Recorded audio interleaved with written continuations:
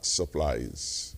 We are among some of the best performers in the world in our vaccination rollout. We started on the 22nd February 2021, and in less than 7 weeks, we have vaccinated nearly 10,000 persons and will soon inoculate about a third of our target population of 33,236 persons. My heartiest commendations to all who have taken time to get vaccinated. More than 665 million doses of vaccines have been administered across the world through 151 countries, according to data collected by the New York Times as of April the 4th. COVID-19 had brought us the opportunity of developing a new industry, to wit, the film industry. Starting with Below Deck at Park Hyatt and now MSR Productions in 2021, we are expected to have 7 movies made in our federation. Our young people, engaged in videography, photography, stage management, event planning, tours, catering, etc., are the main beneficiaries of the jobs, the income, and talent development which will flow from having these movies being made here.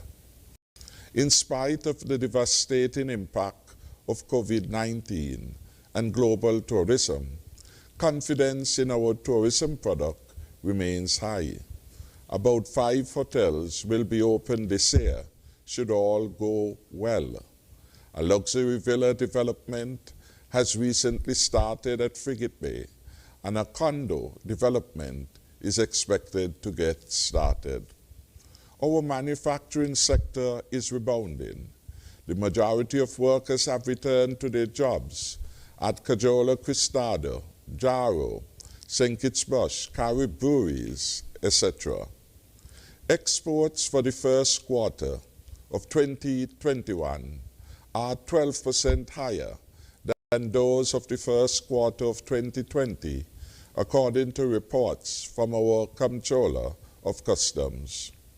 Our first homeowners mortgage program continues to grow as more persons seek to get their first home, facilitated by significant duty-free concessions.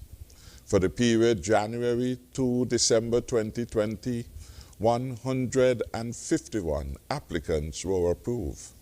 For the first quarter of 2021, so far, 41 applications were approved, with material costs totaling $5.8 million. We are on track to record the largest approvals under this program for the last 6 years. We are working hard with our stakeholders in the cruise industry for a return of cruise lines in the summer under a bubble-style arrangement, and more fully by October 2021, should we achieve herd immunity. I am sure when Ms. Raquel Brown comes to speak, she will speak more about the bubble. Importantly, the first batch of tourists who we are intended to receive must be and will be fully vaccinated. It therefore behoves those who are in the sector to ensure that their frontline and indeed all of their employees are vaccinated if they are to be allowed to participate in the return of the cruise ships to St. Kitts and Nevis. How soon the return to normal? I am frequently asked. I can say that we have embarked on the road to recovery. How quickly we get there depends on you, our citizens and residents, moving quickly to take your vaccine while we have vaccines in stock. I am looking forward to our being able, for example, to host music festival in some form, but that depends on how quickly you get vaccinated. I am looking forward to see 1,400 young explorers on parade on Independence Day 2021. But for this to occur, the parents and guardians and well-wishers of these children have to be vaccinated. I am looking forward to a more traditional sugar mass, but for this to happen, more persons must be vaccinated now. COVID-19 is dependent on each of us taking the necessary precaution to protect ourselves. Let us do so by getting ourselves and our loved ones, indeed encouraging every adult over 18 years to be vaccinated. Let us take action and be vaccinated now. Tonight, I am very pleased to have on the panel 3 persons who are no strangers to us. We have our health experts, our Chief Medical Officer, Dr. Hazel Laws, and I want to welcome her and again commend her publicly for outstanding service at this particular challenging period for the health sector. Equally, I want to welcome Dr. Cameron Wilkinson. He too has given yeoman service to our country at this its most challenging period of existence. I want to welcome Ms. Raquel Brown, who leads the Tourism Authority, to the panel tonight. And she, of course, will update us on what is happening to that sector, how our preparations come in, so that we can be ready to receive the world at the soonest possible time. I can again assure the people of St. Kitts and Nevis that the Cabinet is working hard. The Cabinet appreciates the need to protect lives and to preserve livelihoods. So far, we have done very well, but there's a lot more work for each of us to do. I want to urge everyone to take the vaccination program seriously. And the sooner you become vaccinated, the sooner you contribute to our country being returned to normalcy. Thank you for taking action now. Thank you so much, Mr. Prime Minister. We will now hear from the Chief Medical Officer in the Ministry of Health, Dr. Hazel Laws. Thank you, Ms. Bryan, and a warm good evening to everyone. COVID-19 has infected approximately 131.5 million persons and killed 2.86 million in the world since last January, according to the World Health Organization COVID-19 dashboard. Approximately 30.8 million cases and over 556,000 deaths were reported by the USA alone. CARICOM member states continue to experience an increase in number of cases with over 138,000 confirmed cases and 2,236 deaths. 46% of CARICOM member states are reporting community spread, and there are reports of new variant strains of SARS-CoV-2 virus in the region. The number of COVID-19 cases continue to rise in the 9 Eastern Caribbean islands or territories, with over 11,276 confirmed cases of COVID-19 and 144 deaths. Our federation reported 44 confirmed cases so far. All 44 cases have recovered and no significant hospitalizations. Like St. Kitts and Nevis, most Caribbean countries have begun vaccine rollouts. Many persons are asking, how have we gotten here? Tonight, I'm going to provide you a brief overview of our COVID-19 response over the past 15 months. Border surveillance for COVID-19 started as early as January the 23rd last year and continues up until present. Our robust surveillance program kept the virus at bay for the longest. On March 25 last year, our first 2 cases were announced. All schools were closed, and we closed our borders to commercial flights. On March 28, state of emergency was declared, and the first lockdown was announced. This was gradually lifted to facilitate local economic activity. The COVID-19 task force, under the stewardship of Mr. Abdiel Samuel, guided the national response and engaged the people of the Federation. This all-of-society approach is now a best practice. The Health Emergency Operating Center Committee and the Public Health Team carried out the required public health measures and contained the first wave of 19 cases. These measures included COVID-19 testing, contact tracing, monitoring persons in quarantine and isolation. Our borders were reopened on October 31st last year to commercial flights.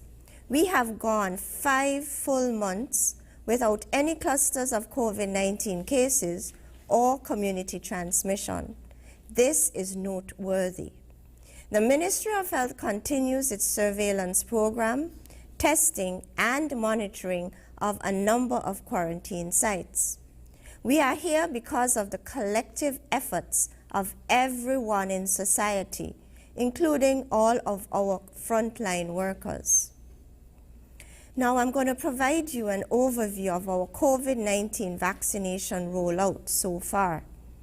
The COVID-19 vaccination rollout was launched on Monday, February the 22nd this year.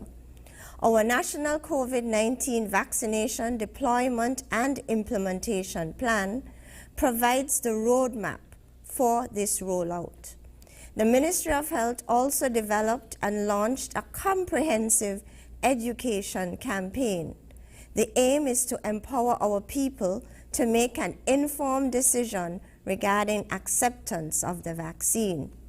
On February the 11th, the Federation received a generous donation of 2,000 doses of COVID-19 vaccines from Dominica. Given the limited supply of vaccines at that time, initially the vaccine was only administered to healthcare workers, border protection staff, and frontline workers along the corridor of containment. However, on March the 1st, we received an additional supply of 18,000 vaccine doses. We then removed all restrictions and universal eligibility came into effect, whereby all adults 18 years and over can access the vaccine at any of our 17 health centers in the Federation.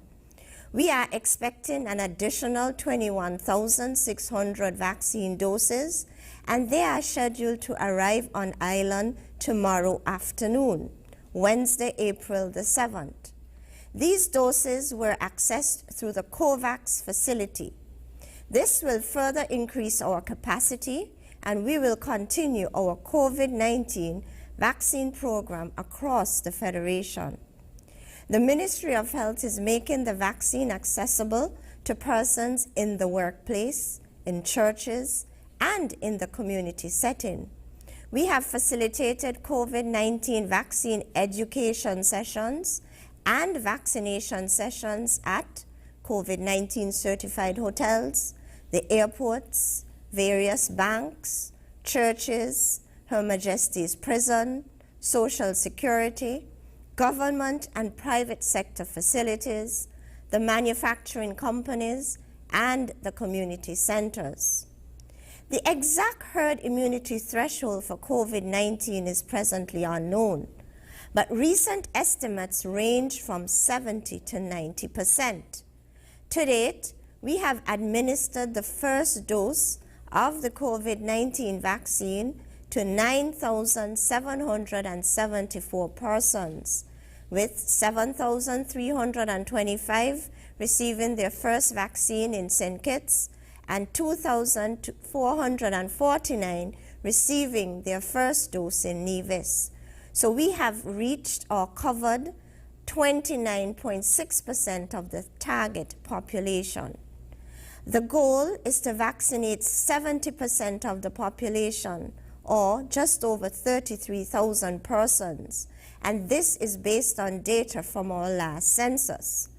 The aim is to reduce the risk of having clusters of COVID-19 cases and community transmission, which will overwhelm our health system and decimate the economy. Ladies and gentlemen, the COVID-19 vaccine is our best shot at protecting ourselves, protecting our families, and protecting our federation. Hashtag get the facts, hashtag get the facts. Thank you.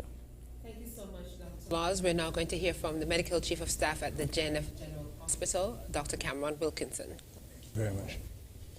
The Federation of St. Kitts and Nevis has done exceedingly well in the fight against COVID-19.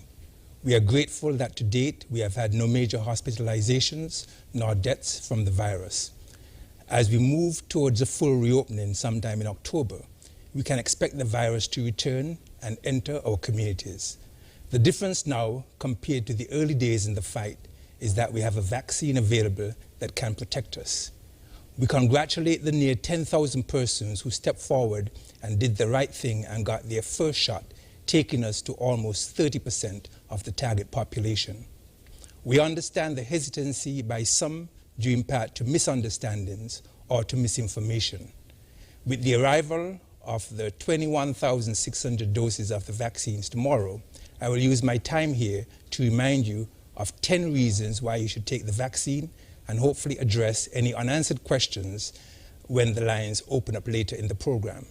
I will also speak to some changes that you may see in the not-too-distant future once a significant proportion of the population has been fully vaccinated.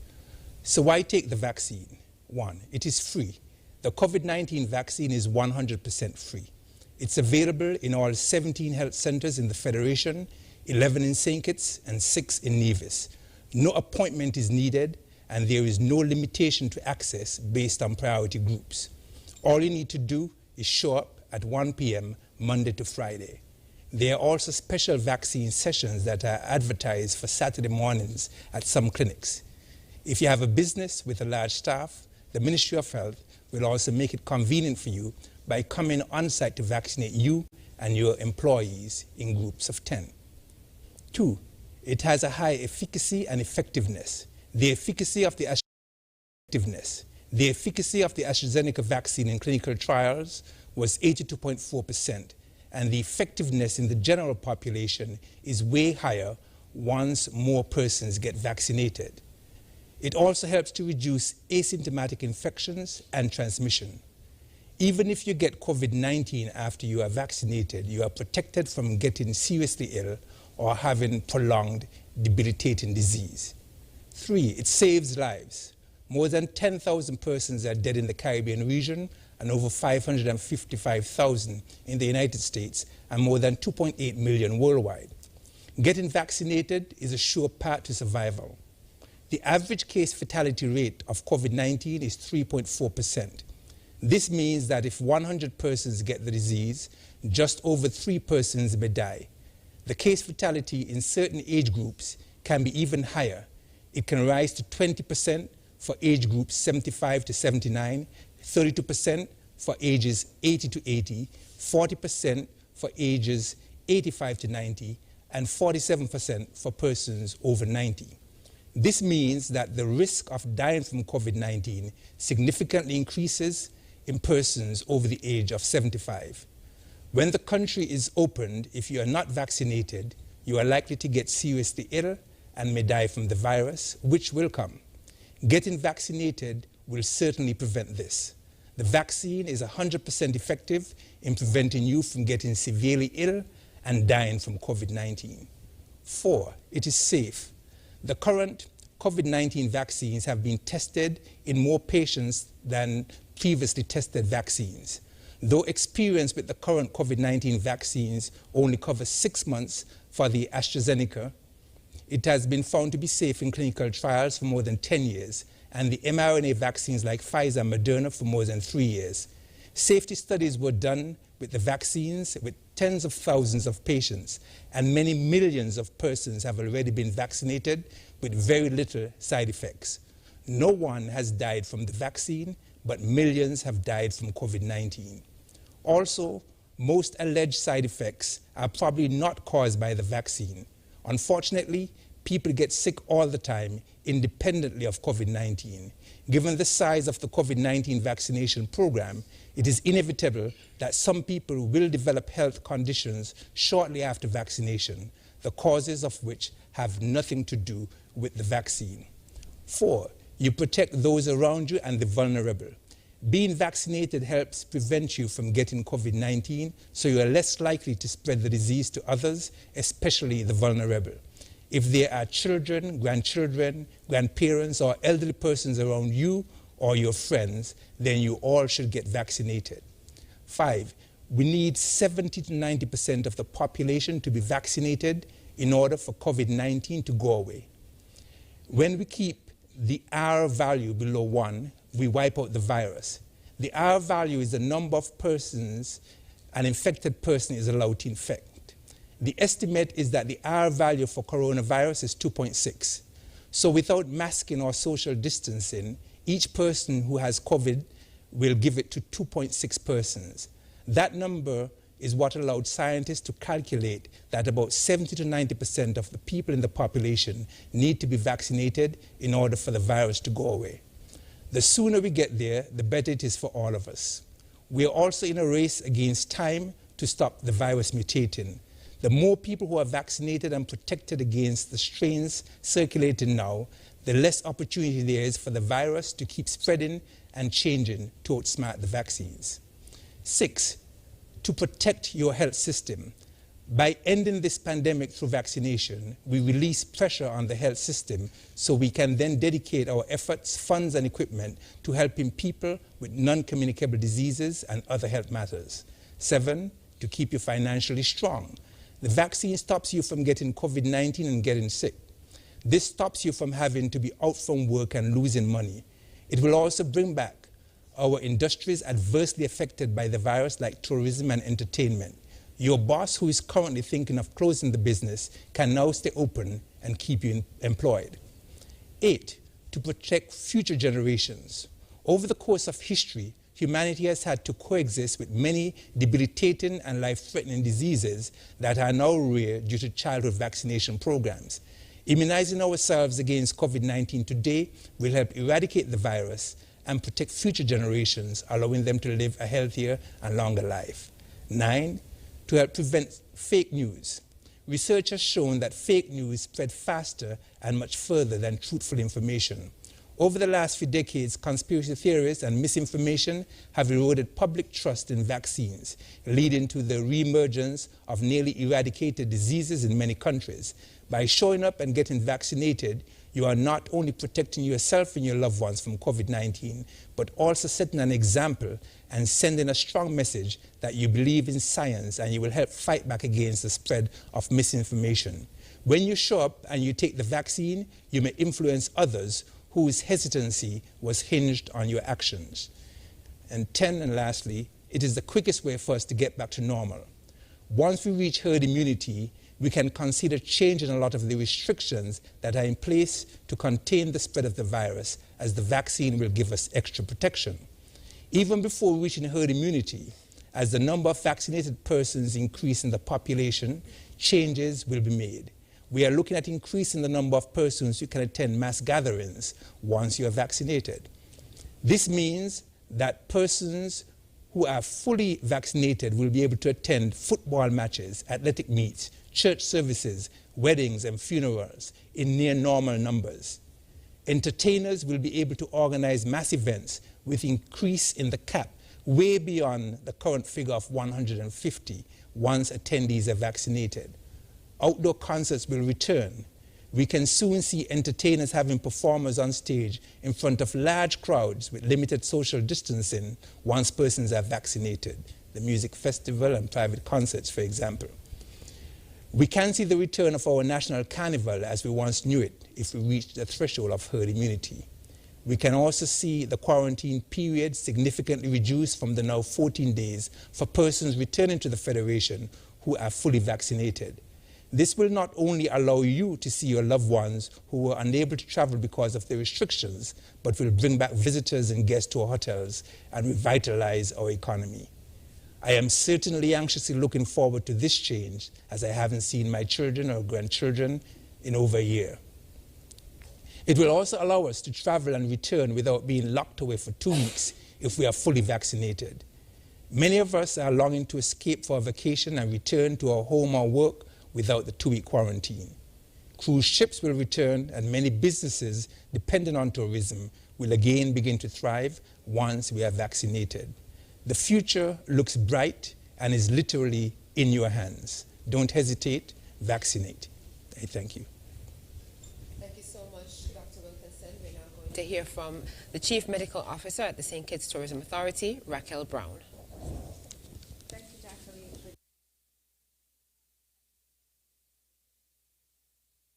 I just want to say from the tourism's perspective that everyone is looking forward to travel. We just heard Dr. Wilkinson speak about it, and I know Dr. Long is like going on vacation because the Prime Minister has had her working for the past year.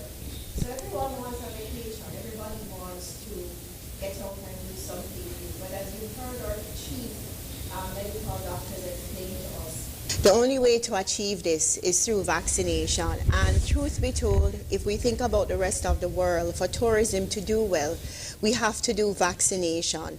What is the alternative? Well, the alternative is to remain as we are right now, under very controlled measures, and at the same time, really restricting tourism travel, whether it is by cruise or whether it is by stayover.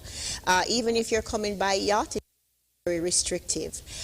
So at this point in time, for the tourism industry, for us to really move forward, we have to think of how does vaccination help us as a destination? And it helps us in 2 ways. It helps us first to keep safe. Nobody wants to go to a destination where they have to worry about community spread, or they have to worry about clusters. At this point in time, we don't have that issue in St. Kitts and Nevis, and we're hoping and we're praying that we continue to have that positive as a destination to speak about in the travel and tourism industry. And the second thing is we want persons to be able to come here and safe to travel here. It's a two-way street. And it's not easy to persuade many people to take the vaccine. We understand there are a lot of queries. But for the tourism industry specifically, we cannot survive without the vaccination. At this point in time, we have seen where many cruise lines have already mandated that cruise passengers have to be vaccinated. So therefore, my question is to all of our stakeholders, whether they're craft vendors or primate vendors, whether you are our traditional craft vendor, whether you're a retail store owner, whether you are a hoteler that just offers day passes, how then are they going to come to St. Kitts and Nevis if we're not vaccinated? Why would I take a vacation to go to a destination and I'm not vaccinated as a destination to offer safety and security?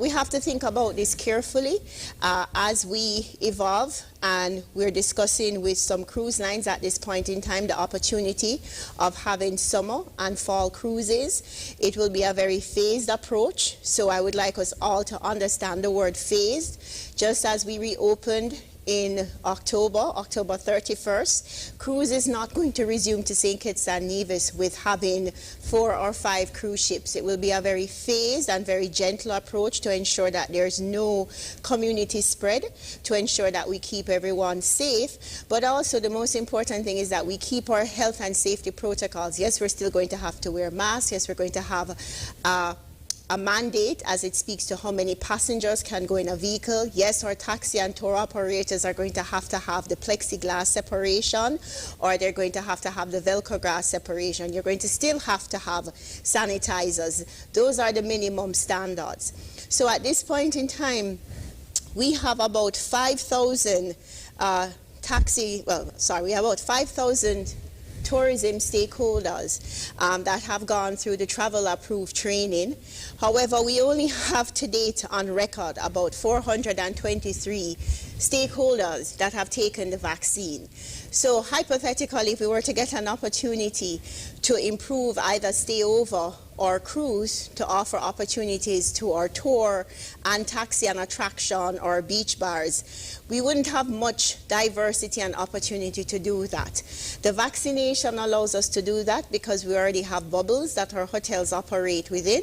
However, we can't do that if we don't have the vaccination, because as Dr. Laws and Dr. Wilkinson keep saying, we have to mitigate the risk, and the vaccine does that for us. It helps us to have the least amount of risk. We do not want to end up like some of our neighbors in the Caribbean region, and we want to ensure that when we reach herd immunity, we have the product without having community spread or having clusters.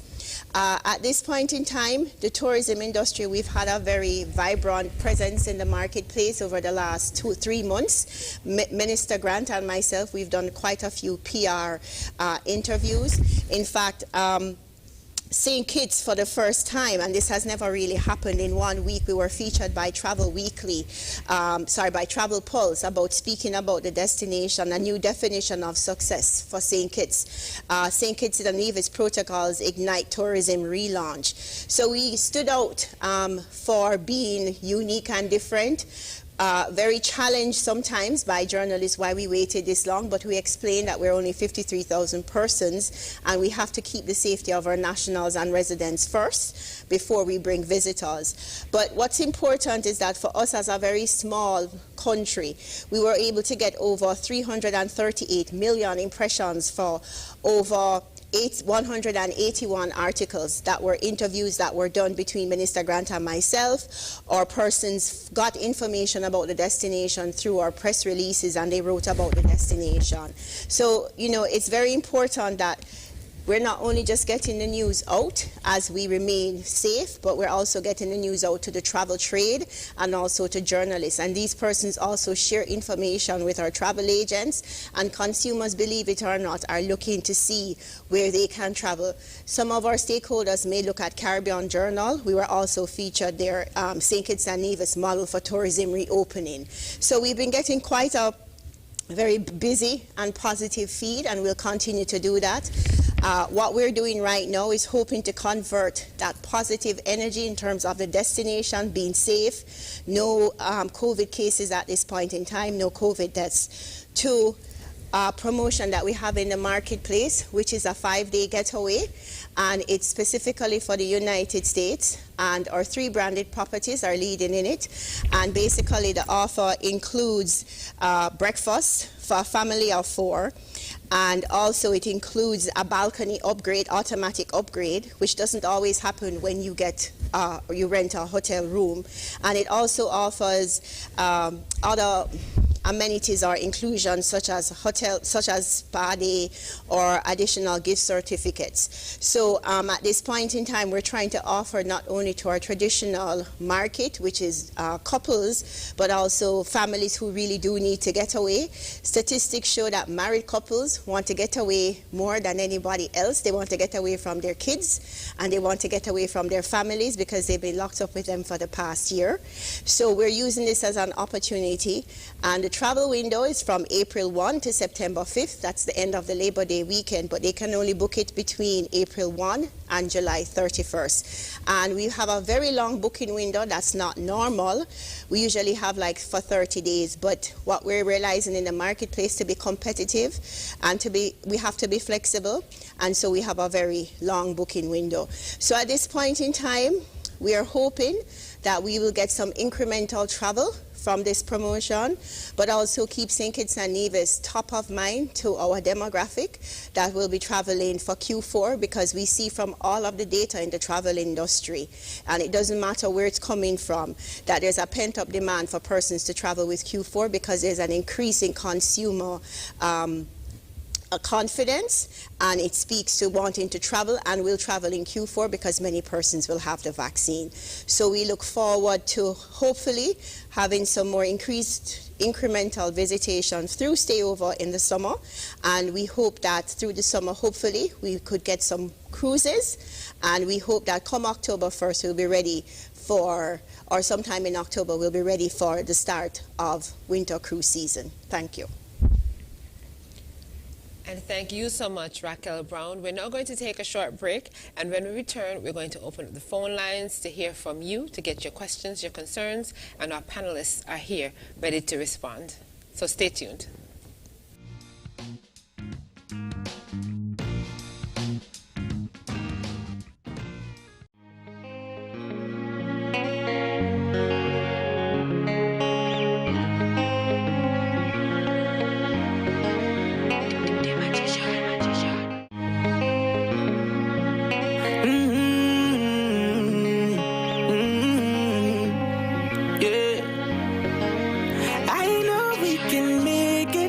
It's only just a phase. Once we're vaccinated, and everybody gonna be safe. Everybody gonna be safe. One kind, yeah. One people. We are roll up to roll out, yeah. Cause no man's alone. Do what's right, alright. Cause I love you, brother, my sister. And we're in this together, my sister, my brother. I don't wanna lose you. I love you too much. I think it's better for us, yeah, yeah. It's better for us, yeah. I don't wanna lose you. I love you too much, yeah, yeah. It's better for us. Tell your mommy to let it roll out. Bless up, Dejo here, and I'm doing my part in the fight against COVID-19 by following all safety protocols and, most importantly, rolling up my sleeve for the vaccine. So I'm encouraging you to do the same, because that's our best shot of protecting ourselves, our family, and our friends. So don't wait, vaccinate. Let's roll up to roll out.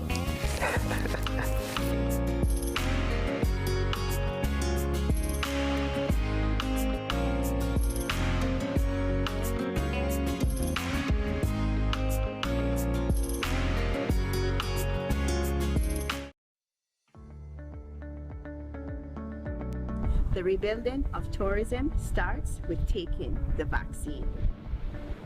I'm taking the vaccine for a healthy nation. I for sure will be taking the vaccine. I am taking the vaccine because it's the best way to get back into full swing. Stay safe. I've taken the vaccine for my family, for my friends, for my community, and for me.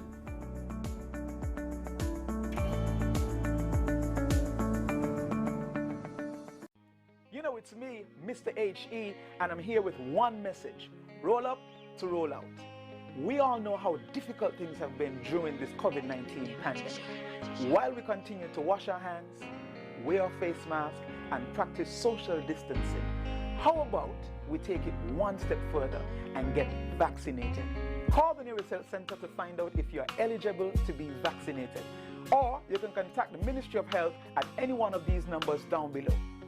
Don't be discouraged by the negativity.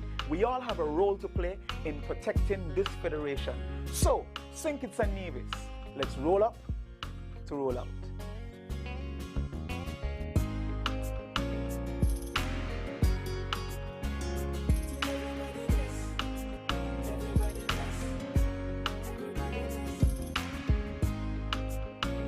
Me no know about you, but me don't think it's bad. Be St. Kitts strong and mask up. I wear my mask to protect my beloved citizens and residents of St. Kitts and Nevis. I invite you to do so too. Show your love for St. Kitts Nevis and wear a mask. Keep St. Kitts strong and mask up when you step out. I wear a face mask for all the nurses, doctors, and other medical workers who are on the front line. Do the right thing and wear a mask. Show the world that we are St. Kitts strong and wear a mask. I wear a mask so that St. Kitts Nevis remains a safe and healthy destination for me, for you, and our visitors alike. So St. Kitts sweet. Me no know about you, but me love St. Kitts bad.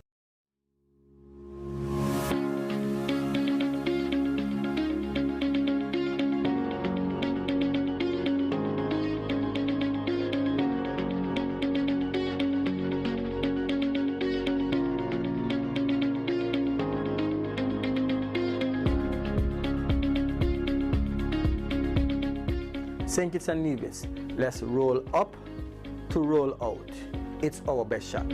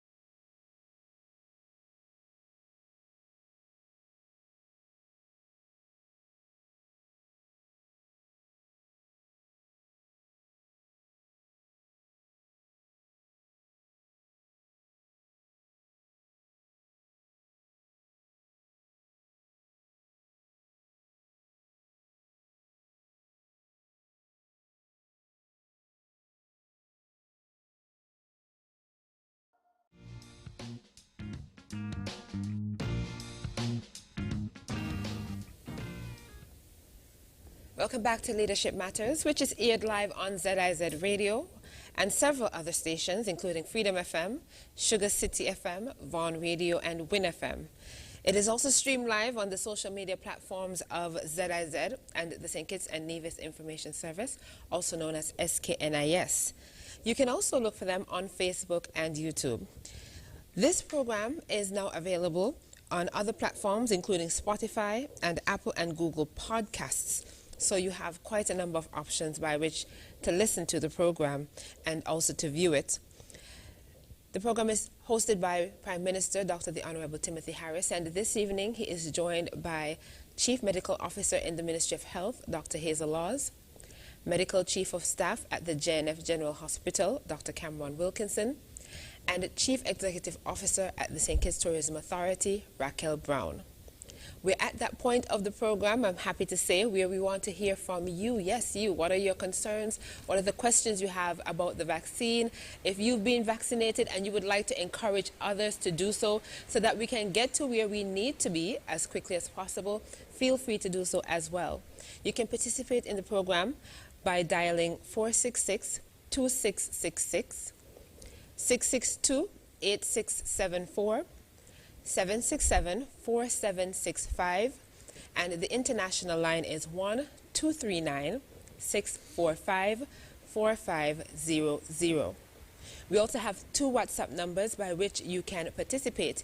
You can send voice notes to 660-7168 or send messages to 661-5683.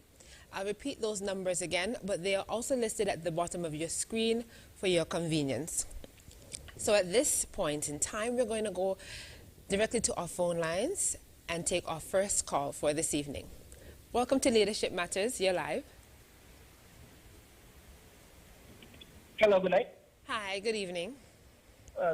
Leadership really matters. I want to say good night to the panelists, and of course, good night to the PM.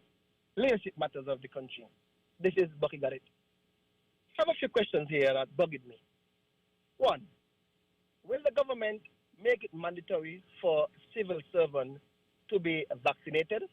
I've seen it done in St. Vincent, so I'm wondering if the government have any intention in implementing this. Second, can the PM say if cruise ship passengers will be fully vaccinated when they come?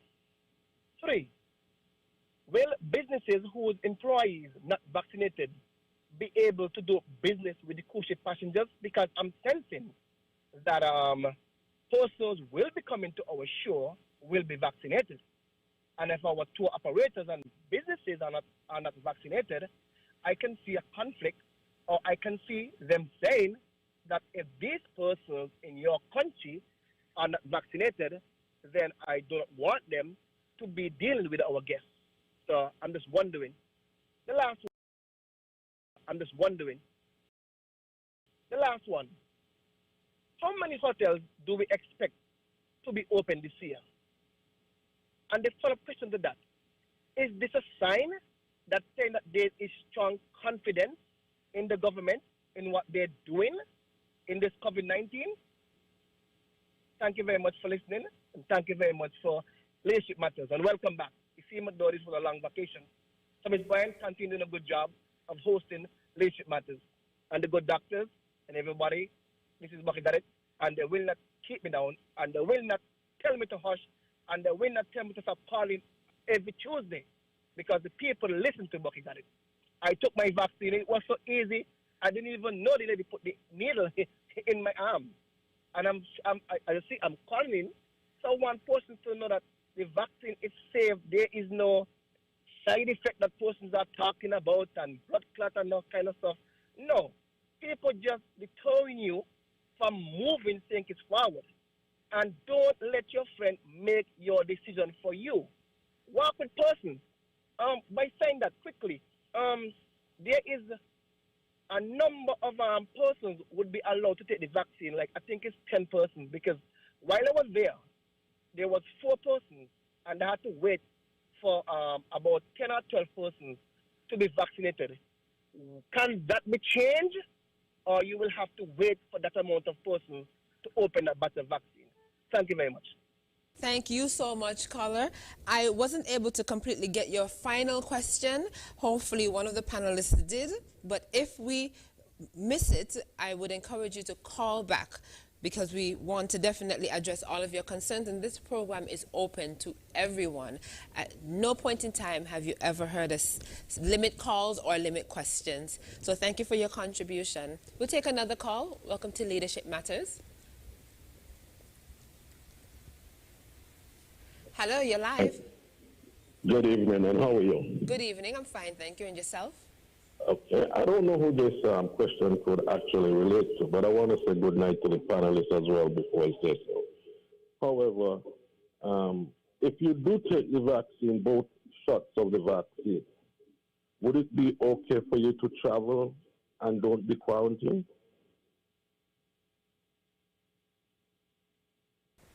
Thank you. I'll await your answer. Certainly. Thank you so much for your question. We'll take another call. Welcome to Leadership Matters. You're live. Hello, good evening.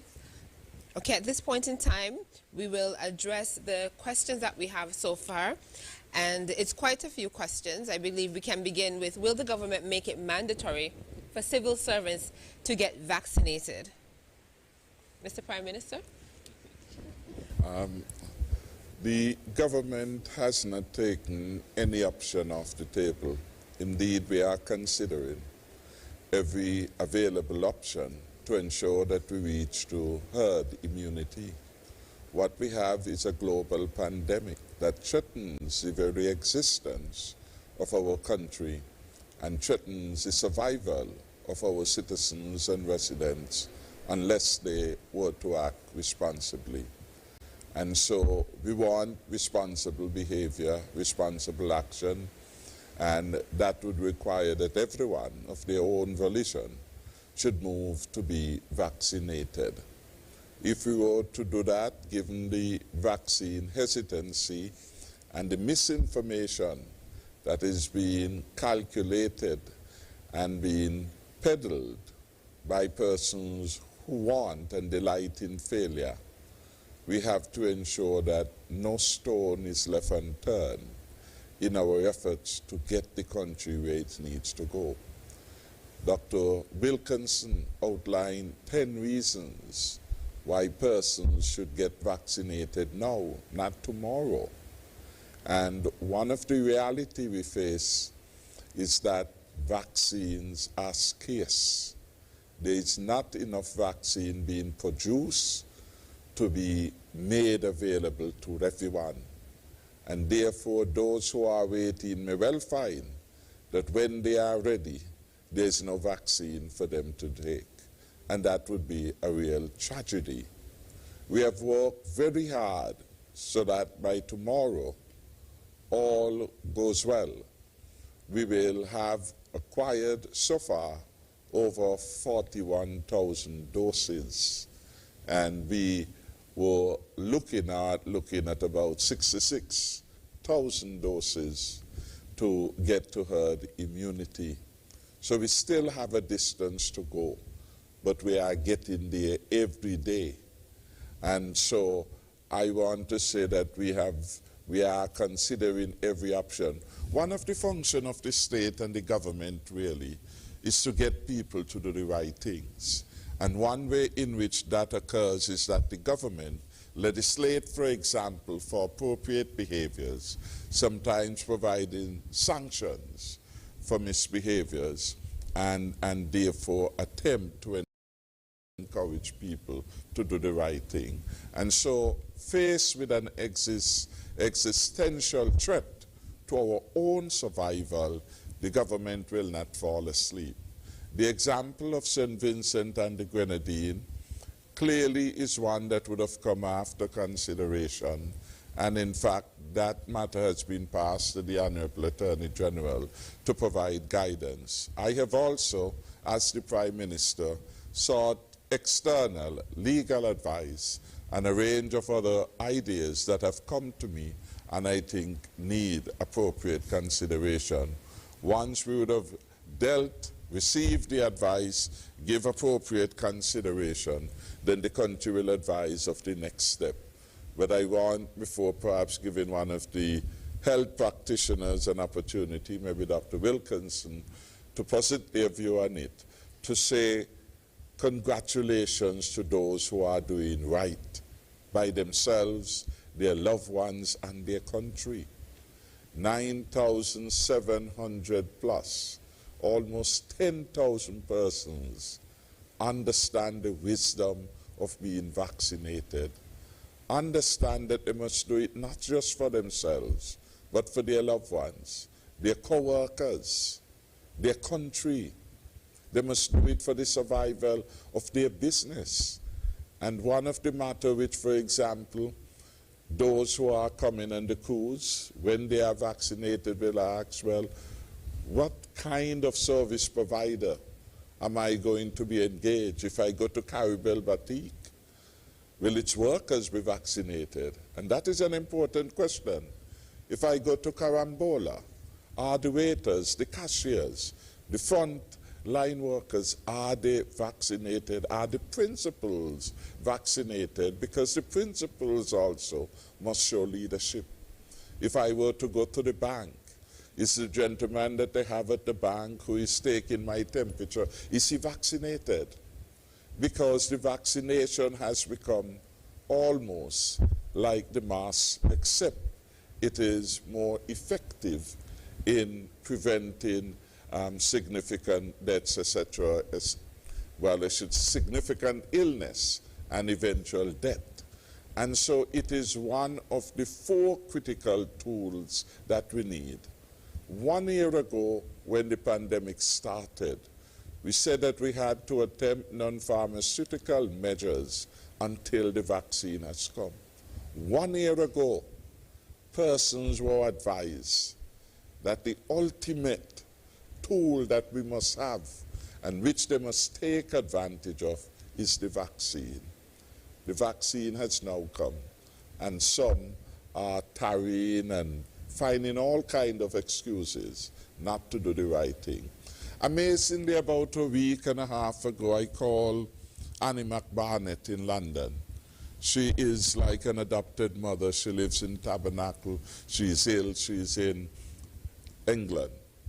And I said, have your sons been vaccinated? She said, oh, not yet, not yet.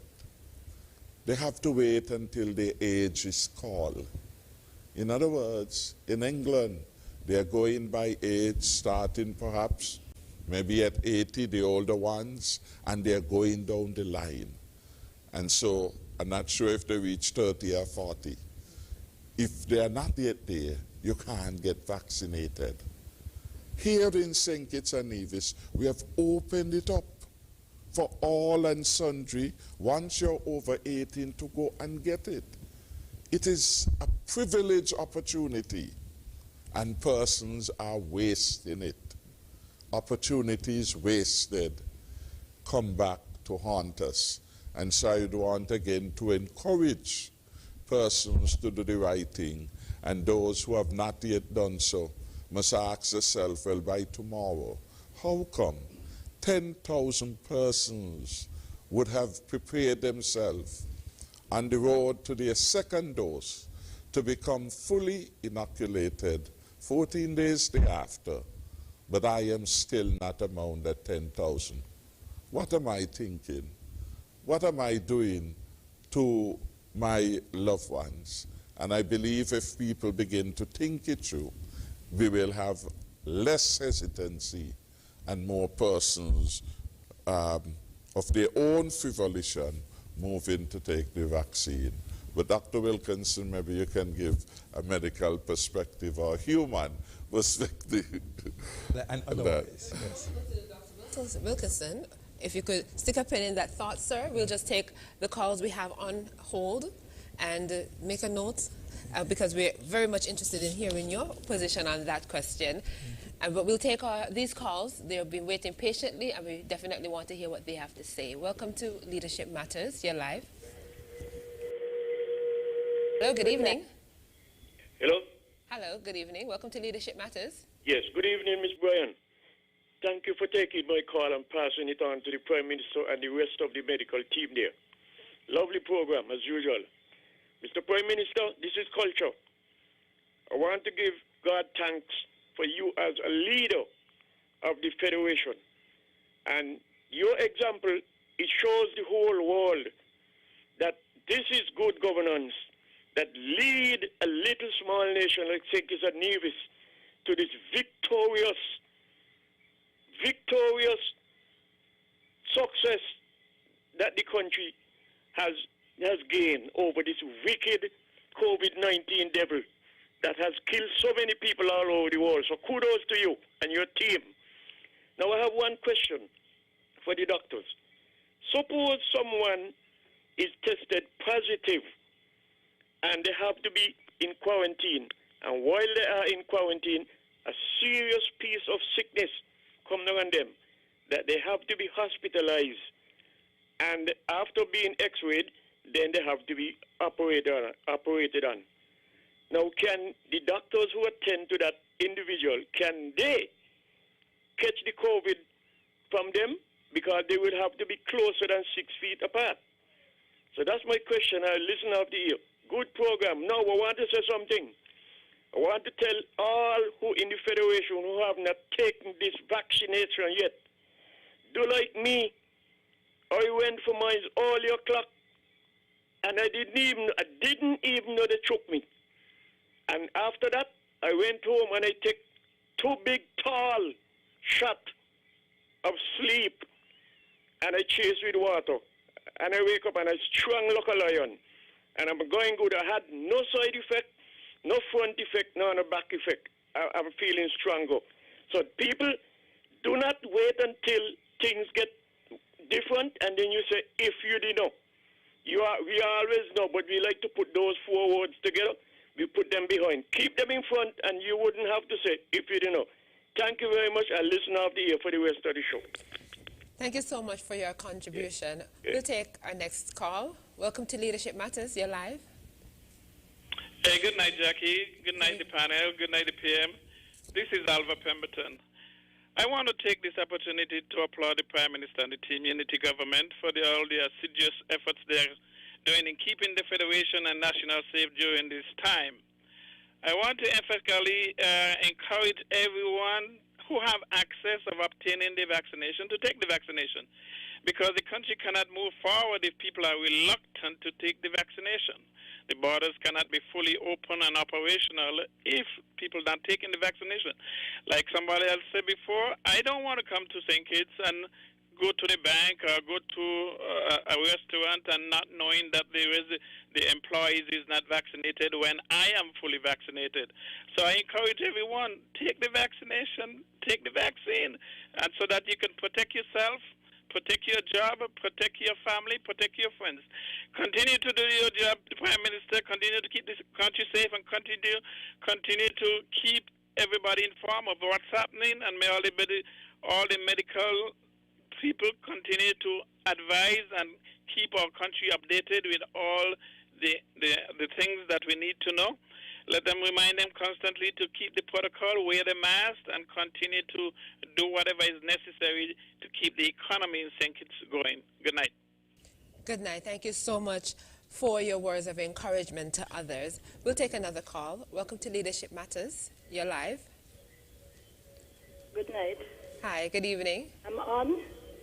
Yes, you are. We can hear you. Okay. Good leadership, Prime Minister. Best in the world. I'm agree with Bucky about the civil servant, because you know them too have to face people, right? And if the hardwares and supermarket people must have to take it, because them inside will tend to people outside, and the people then will have to get in. So I want to know. And if I forget now, you know. Anyway, I can't remember what I wanted to say. Later. Good night. Hopefully, we'll be able to take more calls before we wrap up this segment of the program. So as soon as you remember, you call back. Thank you so much. Before we went back to the phone lines, Dr. Wilkerson was going to contribute to the question, will government make it mandatory for civil servants to get vaccinated? Yes, I just want to share my view on that. First of all, we have to understand that the vaccine is free and it has proven to be effective in containing the disease. If one does not take the vaccine and we have community spread, we will have to have lockdowns and curfews, and those are mandatory, and they come at great personal costs and at significant costs to businesses. I believe that we all have a personal responsibility in this fight, and so if you are a frontline worker or if you're a civil servant, you have a responsibility to roll up your sleeve and take the vaccine, because eventually you will become a risk not just to others who are around you, but the entire organization. And so with that said, if someone in the private sector were to ask me if I think that the vaccine should be mandatory, after we have finished all of these education sessions and we're appealing to persons' sense and sensibility and clearing up all of the misunderstanding and misinformation, if persons still insist on not getting the vaccine, I would advise the private businesses to make the vaccine mandatory. If the Prime Minister were to ask me what I think as to whether or not the vaccine should be mandatory, again, after we have finished all of these, appealing to persons and educating them, etc., for the survival of the country, I would recommend to him that the vaccine be mandatory. But I wait for him to ask me. We also have two questions. The first is, will cruise passengers need to be fully vaccinated in order to visit the Federation? We have another call. We'll take this call and then we'll go back to our questions. Quite an interactive program this evening. Welcome to Leadership Matters. You're live. Yes. What I forget to say. Yes. The Prime Minister was saying when the vaccine finish, right? So those people that I speak about didn't get, what will happen to them? They will still continue working? Okay, thanks. I told you we would take your call. I'm happy you remember. Thank you so much. Thank you, Alice. We had a question about whether cruise passengers who visit the Federation will need to be fully vaccinated, and an interesting follow-up question in that asking, will business employees who have to interact with these visitors need to be vaccinated? So if someone could address that. So yes, cruise ship passengers will have to be fully vaccinated. It's already a requirement. We see it with specifically Crystal Serenity. We see it with also Vision of the Seas that's being sold for Bermuda. So we see it, which is a Royal Caribbean vessel. We're already seeing that the precedence is requiring that persons going aboard the cruise ship, passengers, they're going to be they have to be vaccinated and fully vaccinated, not that you have one shot. However, that does not change the RT-PCR requirement 72 hours before from their home port. As it speaks to stakeholders, for us here in St. Kitts and Nevis, with the vaccination and for tourism, it is our goal to have 100% compliance among the tourism industry. Why? It is safer for us if everyone in the tourism industry that interacts, and that means anyone in the tourism industry. So whether you're a craft vendor, whether you're a St. Kitts Tourism Authority employee working down on the cruise pier, or you're up at the airport, or you're a SCASPA employee, your immigration, your customs, you're a tour operator, you're a taxi operator, it is only safer for you to be operating, and it is going to be the requirement for us initially as we do a phased opening, because it is the safest way. We cannot afford to not just have just the protocols. We also have vaccination at this point in time. So we will still have to observe the health and safety protocols. Yes, you still have to wear a mask. Taxi and tour operators, the plexiglass separation or the Velcro separation will be required. None of that is going to change. These requirements are to keep us safe. You keep hearing Dr. Laws and Dr. Wilkinson speak to ensuring that we don't have community spread or we don't have clusters. If someone gets ill, we have very minimal symptoms dealing with COVID-19. We cannot afford to reach this far, and our tourism industry does not maintain the protocols that we had in place before and also have the requirement for vaccination. So we like to look at it as bubble vaccinated tours that will be approved. They'll be called travel approved tours, and we hope that all our stakeholders will understand that if a cruise passenger is being required to be vaccinated to come on the itinerary that includes St. Kitts, we can only ensure that their visit to St. Kitts for the 8 hours is safe, not only with our health and safety protocols, but also through vaccination. Thank you so much for that response. The caller asked a fourth question that I didn't quite get. I don't know if anyone was able to understand what he was asking. How many hotels will be, okay, if you can address that one, Mr. Prime Minister. Hillsborough Suite. We have Trinity Sunset Hotel. We are looking at Ramada also, and then there's Seaview in the West Bastille area. I forget the full name, but we refer to it as the Seaview Hotel. So at least 4 of them, and we expect also that phase 1 of the Tilloff property, really that they should advance to completion during the course of the year. And then the follow-up question was, is it a sign of confidence in the economy? And I think most definitely so. When persons, notwithstanding tourism, is at its lowest state. For a long time in history, perhaps maybe akin to the 9/11 incident, where no one really wanted to travel. And notwithstanding, a number of developers are investing in the country to be ahead of the game. I want personally to commend one of them, Dr. Ken Ballantyne, who is doing the Hillsborough Suite at the McKinley site that is advancing very well. We had the opportunity, I think it was when did we go, Raquel?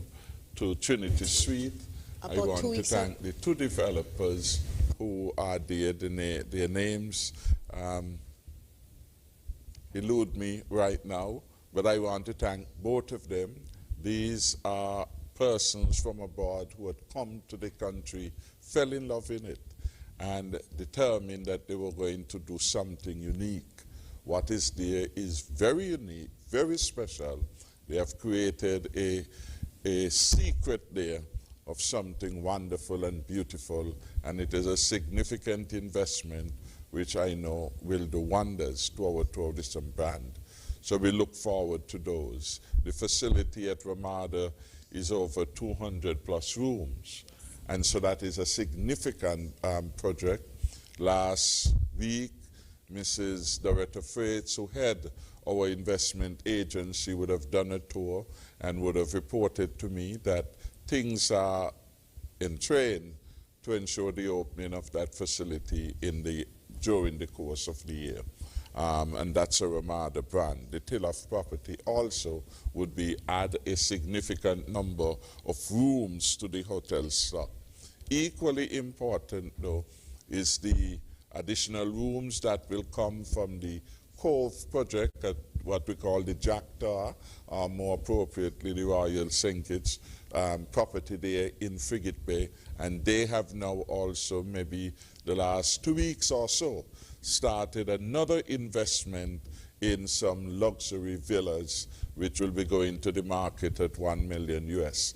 So that is a significant investment that is taking place. Not too far from them, a dilapidated property has new ownership, and we are expecting that a condo hotel will emerge from that. So there is confidence in the management capability of the government as a whole, in the ability and the excellent success of the government so far in keeping us as a safe destination, one of the best managed. And so at the end of it, Raquel spoke to the pent-up demand, and that when that begins to flow, we are hoping that we will have enough rooms to add to the attractiveness of St. Kitts and Nevis as a premier tourist destination.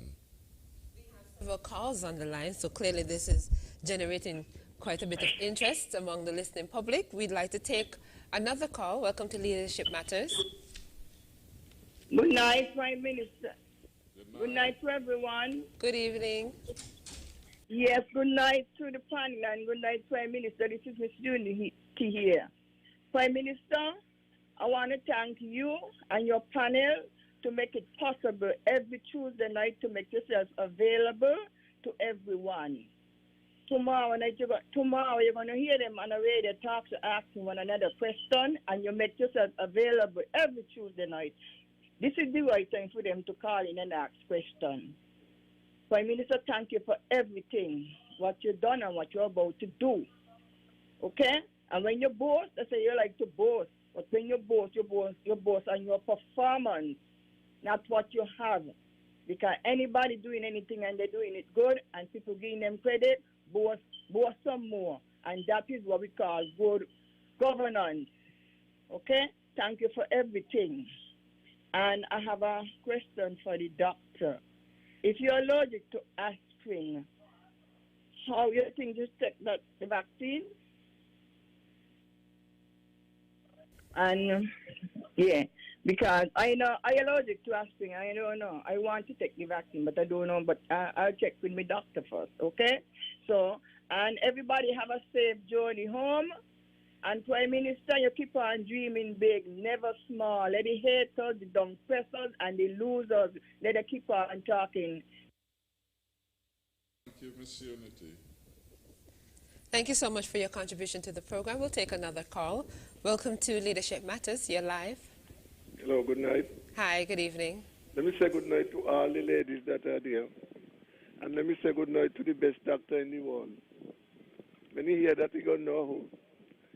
Yeah, question to the Prime Minister. Teachers were decide to take the vaccine. How did that going to go about going into children who get them sick? They decide to take the vaccine, and I want to know what's going to happen. All the best. Good night. All right, thank you so much for your question. Good. You have a good night. We'll take another call. Welcome to Leadership. Good evening. Was that our final call? Welcome to Leadership Matters. Okay, I think we lost our final call, but you might just have some time to try back. We'll continue with the questions. We have a number of interesting questions. This one asks, if you do take both shots of the vaccine, do you still have to get quarantined? I said in my presentation that these are things that we are looking at, but until we get to a certain level of vaccinations within the community, we would not be able to reduce the quarantine period. And that's why I'm appealing to everyone out there who is over the age of 18 who can take the vaccine, you need to make sure you roll up your sleeve and take the vaccine so that we can open up the country. There was also a question asked about why we only give 10 shots as opposed to 3, because a caller said that they had 3 persons there and they were waiting, and the CMO has said before, the vials, they have 10 doses, and if we only use 3, you'll be wasting 7, and that's why we would vaccinate persons in groups of 10. Somebody also asked about if somebody has COVID and they have to be operated, what would happen? One can safely operate on someone who has COVID-19. We must understand that the main route of transmission is via respiratory droplets. And so once the anesthesiologist takes the necessary precautions, and we have special hoods at the hospital that are used for COVID-19 patients, where you can put it over the person's head as you intubate the person to control the droplets. And then the surgeon who is operating on the rest of the body, he is at no risk. And in the operating theater, we wear masks, etc. normally, so the risk of one getting infection is very low. And we have operated on persons since they have been in quarantine. None of them have been positive, but we take the necessary precautions and everybody was fine. Dr. Laws? Regarding that question about the opening of a vial for 10 persons, it's very important to note that the vaccines are free to the people in our federation, but they come at a high cost, and there's a supply of the vaccine is not adequate for the demand at this time, and so we really do not want to waste any of the doses. And so I want to recommend that if you come in for your vaccine, bring 9 other persons with you, and so you don't have any wastage. So bring along 9 friends, and so you can have a vial and you can get vaccinated right away. In terms of that other question about your wanting to travel, having been fully vaccinated, and then coming back, and what would be the quarantine situation. And so we are looking at that very closely right now. Based on the science and the data on the COVID-19 vaccines, the vaccines do not really prevent transmission, and so that's the issue. But we are hoping that if we are able to vaccinate a significant proportion of our population, we can then look at reducing the quarantine period or even eliminating the quarantine. So again, that ball is in your court. We want persons to accept the vaccine, help us to reach the herd immunity threshold, so then we can relook the whole quarantine requirement. Another caller asked about if she's allergic to aspirin, is that a contraindication to getting the vaccine? And so based on the science and the literature regarding the AstraZeneca Oxford vaccine, allergy to aspirin is not a contraindication to taking this vaccine.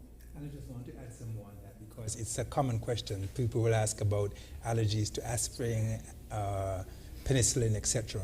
And even if you have allergies, once you're not allergic to anything that is within the vaccine, you can safely take it. And just to repeat again, the contents of the vaccine, something called histidine hydrochloride, which very few persons are allergic to it, magnesium chloride, polysorbate 80, and it's only the polysorbate 80 that very few persons have allergies to this. So unless you are known to be allergic to polysorbate 80, you can take the vaccine. The other constituents are ethanol, sucrose, which is sugar, sodium chloride, which we all are exposed to, and water for injection, and EDTA.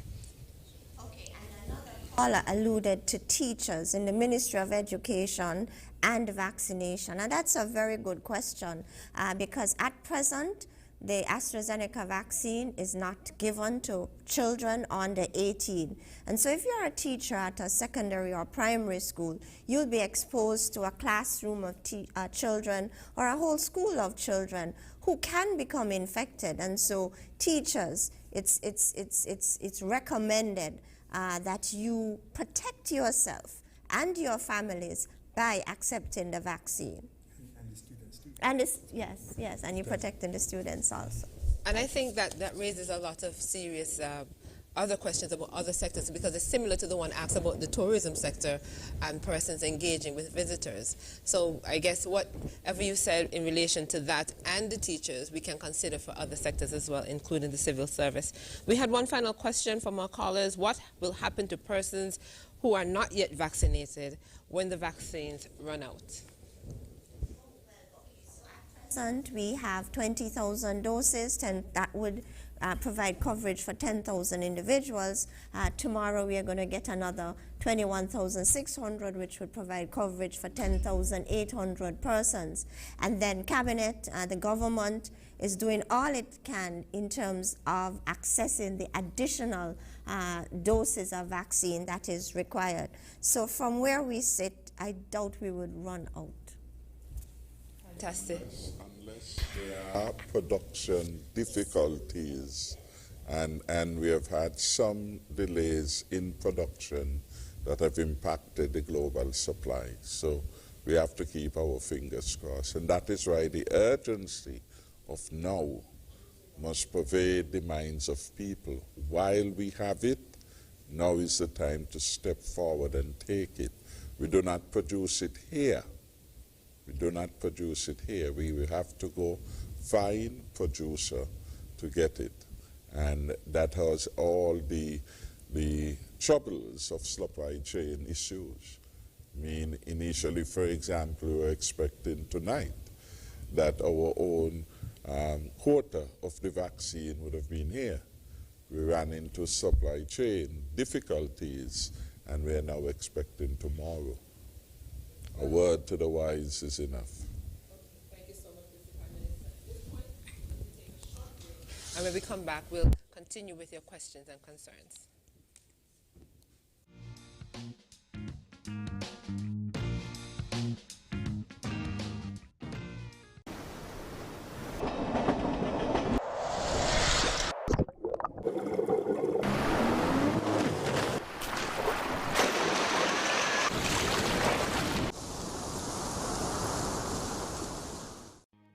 It's me, Mr. HE, and I'm here with one message: roll up to roll out.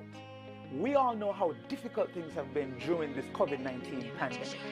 While we continue to wash our hands, wear a face mask, and practice social distancing, how about we take it one step further and get vaccinated? Call the nearest health center to find out if you are eligible to be vaccinated, or you can contact the Ministry of Health at any one of these numbers down below. Don't be discouraged by the negativity. We all have a role to play in protecting this federation. So, St. Kitts and Nevis, let's roll up to roll out.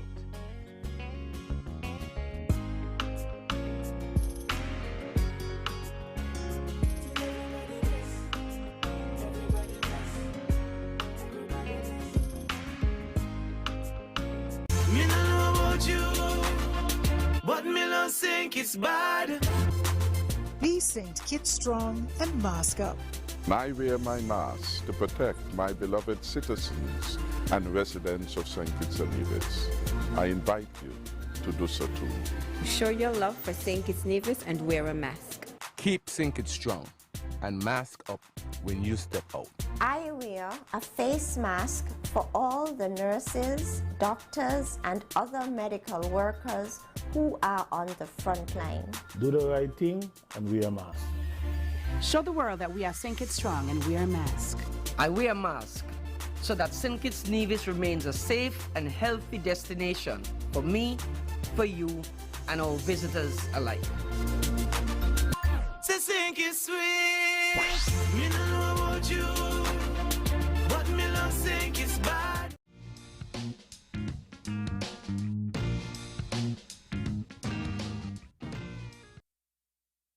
Welcome back to Leadership Matters. We are joined this evening by Chief Medical Officer in the Ministry of Health, Dr. Hazel Laws, Medical Chief of Staff at the JNF General Hospital, Dr. Cameron Wilkinson, and Chief Executive Officer at the St. Kitts Tourism Authority, Raquel Brown. This program is hosted by Prime Minister Dr. the Honorable Timothy Harris to keep you updated on what's going on in the country. And this evening, we are having a very engaging discussion about this recovery process moving forward and making it safe for not only persons here in St. Kitts and Nevis, but visitors to the Federation. We're going to go back to the phone lines. We have some remaining calls, and we're going to try our best to take everyone who's on the line. Welcome to Leadership Matters. You're live. Good evening. Good evening. Good evening, Mr. PM. Good evening, panel. Welcome back, Mr. PM. We've missed you. I hope you don't stay so long, distance yourself from us for such a long period again. Just a quickie. Of those almost 10,000 persons who have received the vaccine, are statistics being kept as to the different age groups that have been most receptive to the promotion so far? Because based on that, one would then be able to recognize, hopefully, the areas where the education has not been most effective, and you can then design new education programs or jingles to get those persons who have seemed reluctant to become involved. I'm thinking in particular about the ages of 18 to say 35. I imagine those would be a good group, a difficult group to get motivated. But I'll listen for your comments off here. Thank you. For your question. We'll take another call. Welcome to Leadership Matters. You're live. Good evening. Good evening. Yes, I have a question. Would it not be wise to have those taxi drivers who usually take people from the airport, from the jets and so on, to take them to the quarantine sites and so forth, would it not be wise to have them all vaccinated? And I would also like to make an appeal to all of my fellow citizens. What are we waiting for? You may ask, are we not having carnival? Are we not having a music festival? Are we not having Culturama? My answer is this: how could you have those activities if you're not vaccinated? We have to first protect ourselves so that when other people come in, we can be safe. The other people can't come in and being vaccinated, and we who are here are not being vaccinated. Kittitions, Nivisions, wise up. Get vaccinated today. Thank you very much. Very much for your question and your words of motivation to others. Welcome to Leadership Matters. You're live. Good evening. Good evening. First of all, I want to say many thanks to all of you, the Prime Minister, first of all, for having this beautiful show. It's a very informative show. I thank all the people who came out to help us to learn about everything. I am a senior citizen. I have been vaccinated, which I'm very proud of. And I speak to people every day, and they give me such stupid, ignorant excuses that I don't know how to correct them or what. But my main question really is the cruise ships that are coming in and we're planning to come in. There will be the people on the cruise ship, I understand, will be fully vaccinated like I would be. But now, what about the quarantine period? Because they just walk off to the ship. They just walk off the ship and join me. I go to pick them up, let's say. What is the quarantine story there as regards the hope or trust, or will they have some sort of test today? They're leaving the ship to come ashore. I'm just putting all these things out because I'm sitting here worrying about them. So have a good night, and thank you very, very much for taking my call. You have a good night as well, and thank you very, very much for participating in our program. That was a very interesting question, and I'm sure that it will be well answered. So we can take these few questions that we have. I'm told that was our final call, and then we'll go to our WhatsApp messages. Of the almost 10,000 that have already been vaccinated, our stats being kept about the age groups.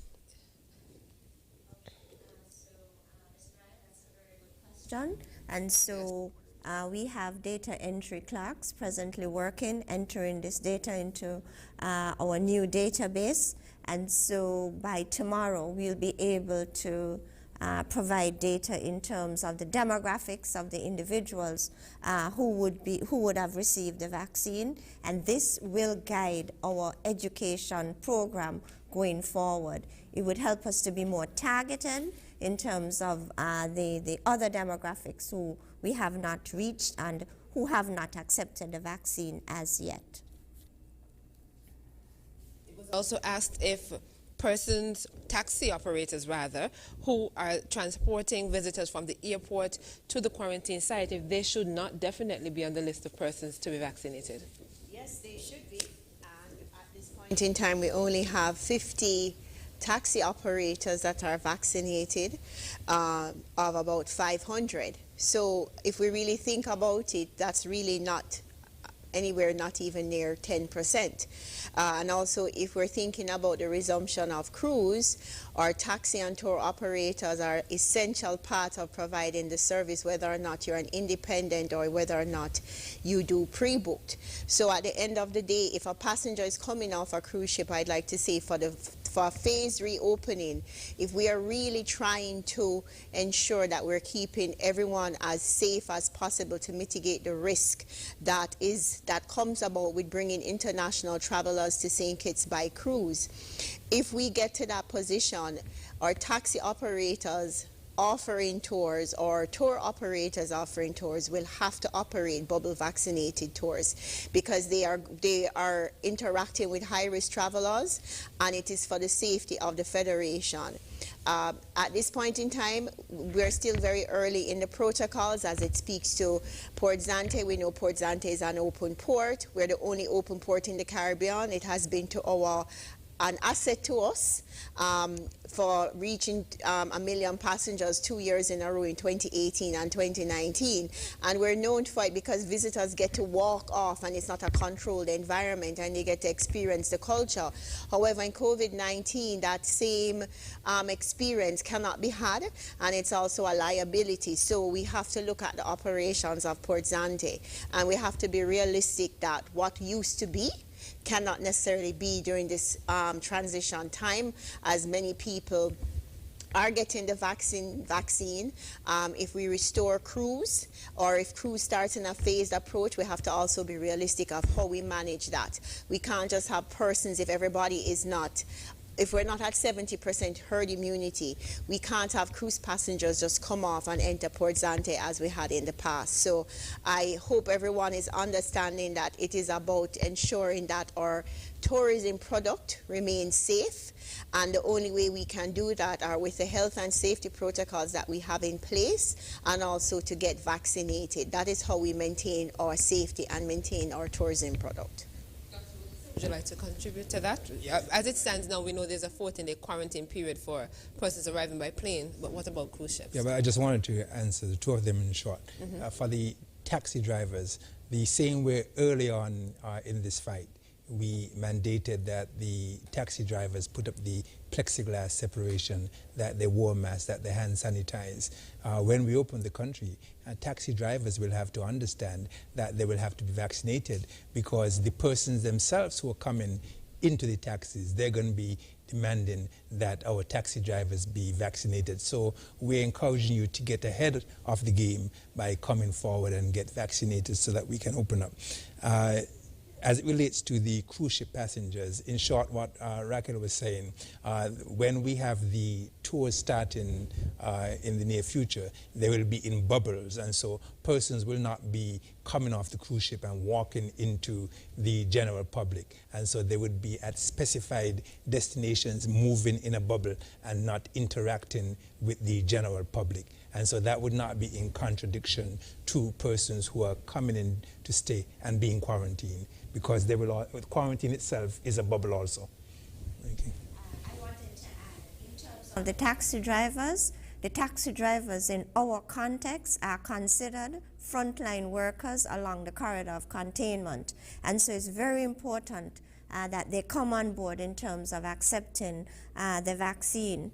Now, in terms of the cruise ship passengers, I understand the anxiety of the caller in terms of, she's concerned about herself and her safety.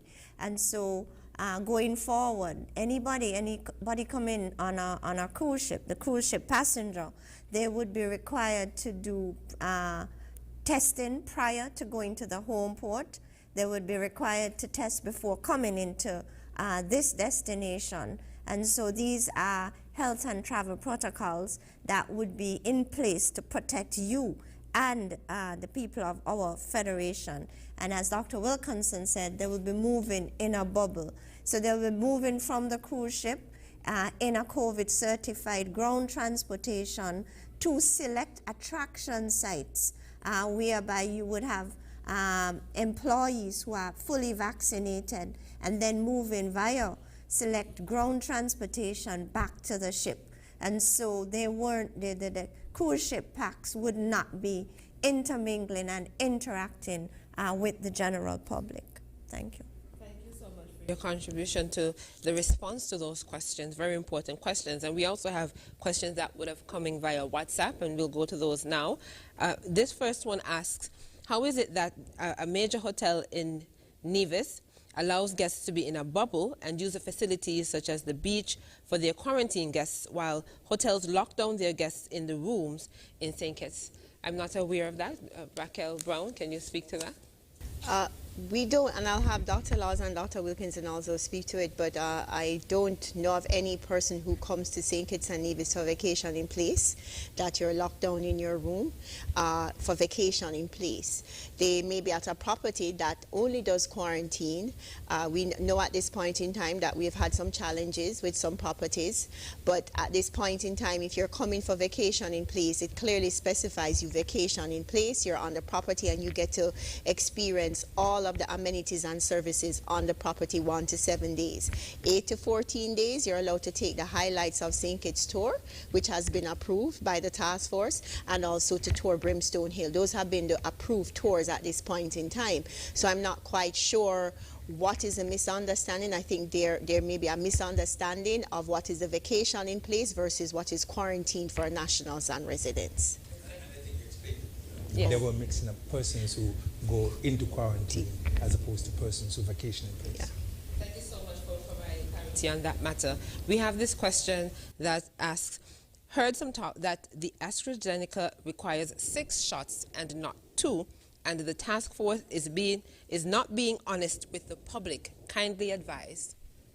So the dosing schedule for the AstraZeneca Oxford vaccine is 2 shots or 2 jabs given 10 weeks apart. So it's just 2 injections given 10 weeks apart. So you come today for your first jab, and you'll be given a 10-week appointment for your second jab. So the AstraZeneca Oxford vaccine, 2 shots. That's it.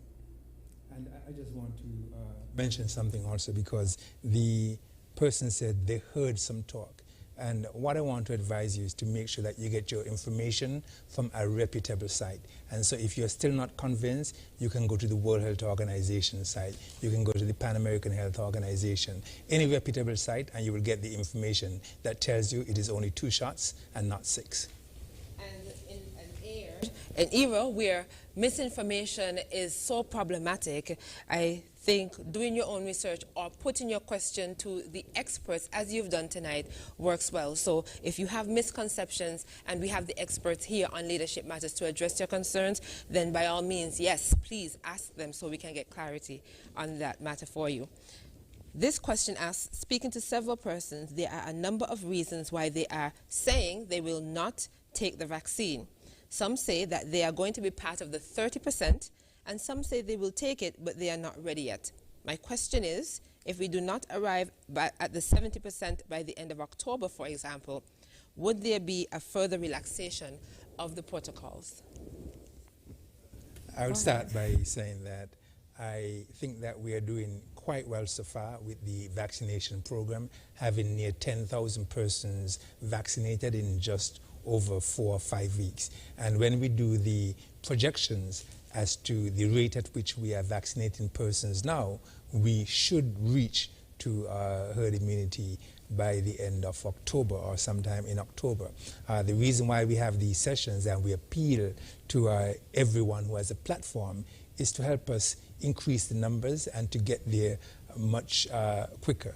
We saw in the United States that President Biden had put a certain landmark down, and he shortened it because the vaccine uptake was increasing significantly, and we are hoping that over the next few weeks we can see that. And so I'm going to use this forum to appeal to the clergy, the persons from the church, to the businesses, to persons in tourism, the teachers, the small business operators, the persons who have a mic on radio stations. You all have a part to play in this fight, and by you coming on board, we can get there quicker. And so we just need to think positive and say with all hands on deck, we would get to herd immunity. Okay, so part of that question is some say that they are going to be part of the 30%.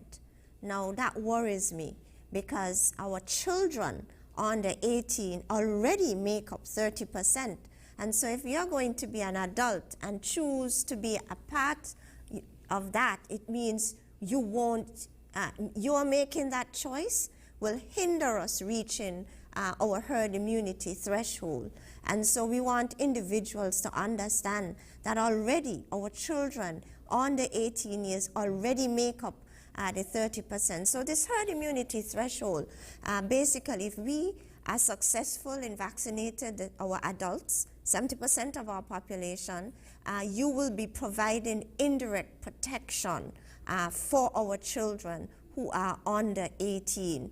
And the few, maybe 1% of adults who have chronic conditions and are unable to take the vaccine. For example, you may be a cancer survivor undergoing chemotherapy, and at this point in time, you are not in a position to take the vaccine. Those are the individuals who can rely on the other adults for protection. And so we want to advise individuals against thinking in this manner. This person asks, I intend to travel to the United States of America towards the end of April. I want to take the vaccine, but I am fearful that it will give a positive test when I do the PCR test 3 days before travel. I have heard of persons who are vaccinated and did a rapid test and showed positive for COVID. What do you advise I do? The PCR test for the viral replication in the nostrils of persons who are positive with COVID-19. The vaccines do not give you the virus. It builds your immune system to a certain part of the virus, and so there is no positive test that you would get if you are vaccinated. And so you can get the vaccine today, tomorrow, and be tested anytime. Once you do not have COVID-19, you would not test positive for the virus. This person asked, what if someone gets sick from taking the vaccine? What is the procedure? All right, so if you've taken the vaccine and you become ill, we advise that you make contact with the nearest health center or the hospital, and you will be treated accordingly. So that's not an issue. This person asks, good evening, I would like to know they said their birthday is on the 10th of May, and the second dose of the vaccine that they're supposed to take is also due on the 10th of May. They're saying that the first vaccine they took had them out for about a week, so they want to know if it's possible that they can delay taking the second dose until after their birthday. The answer is yes. One of the reasons why we say that it's given at 10 weeks, it's given at 10 to 12 weeks. And so you have a 2-week hiatus during which you can get the vaccine. And so for those persons who had the vaccine 10 weeks ago, if your 10-week day is today, you can have it today, tomorrow, up to 14 days after that required date. This person asks, wouldn't it be a good incentive for employers to incentivize their employees as a way of having more persons vaccinated?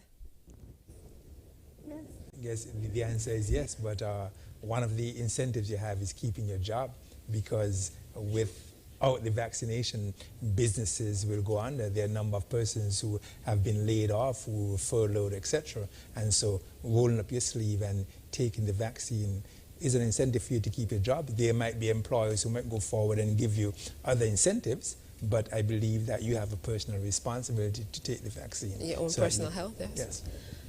And finally, our final WhatsApp question asks, how are you going to verify visitors have been vaccinated before they step on the soil of the Federation?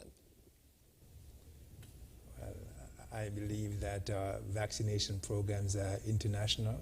They are same way when persons travel and they have to have a yellow fever vaccine, the same way when persons travel and they have to go to university and have to show their vaccination cards. You would have verifiable forms of confirming that someone is vaccinated. One is not going to just be able to show up and say, I'm vaccinated and walk into the country.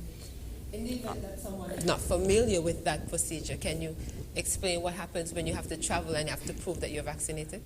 So just what pertains with yellow fever, when I was going to Brazil, I had to show my yellow card to the airline before boarding the flight to Brazil. And so same thing. So in other words, if it's a requirement, so the airlines at the counter and the country where you're coming from won't allow you on board without the evidence of your being vaccinated.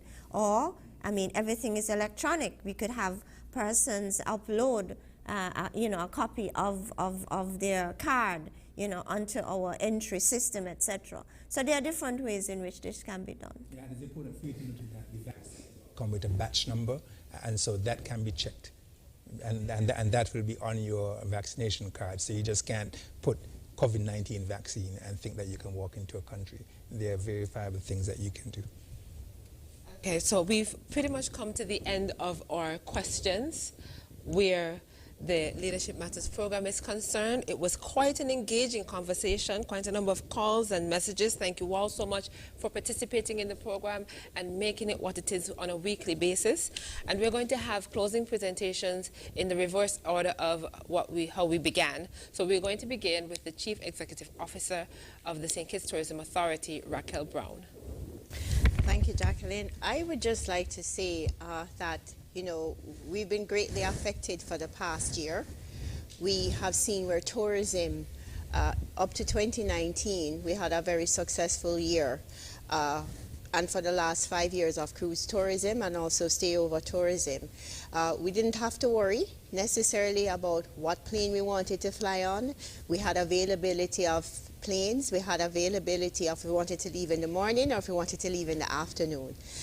We saw many persons who had transitioned from other sectors or other employment opportunities. They came into the tourism industry because it offered them to own their own business as a tour operator or other beach bar services. It also offered for the person, the average person on the street, to offer a service as simple as you may look at it, our primate vendors who we trained and we worked with for the last 5-6 years, excluding last year, for them to raise their standards and to really offer an opportunity for them to earn a living. We have to stop and think about our health of our nation. We also have to think about how we're going to rebuild tourism.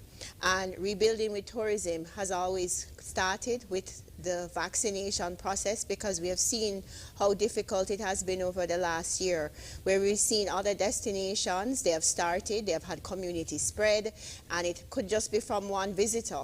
We've seen situations where we've seen crews try to resume without vaccination as early as last year, August, and we saw what happened with that specific cruise.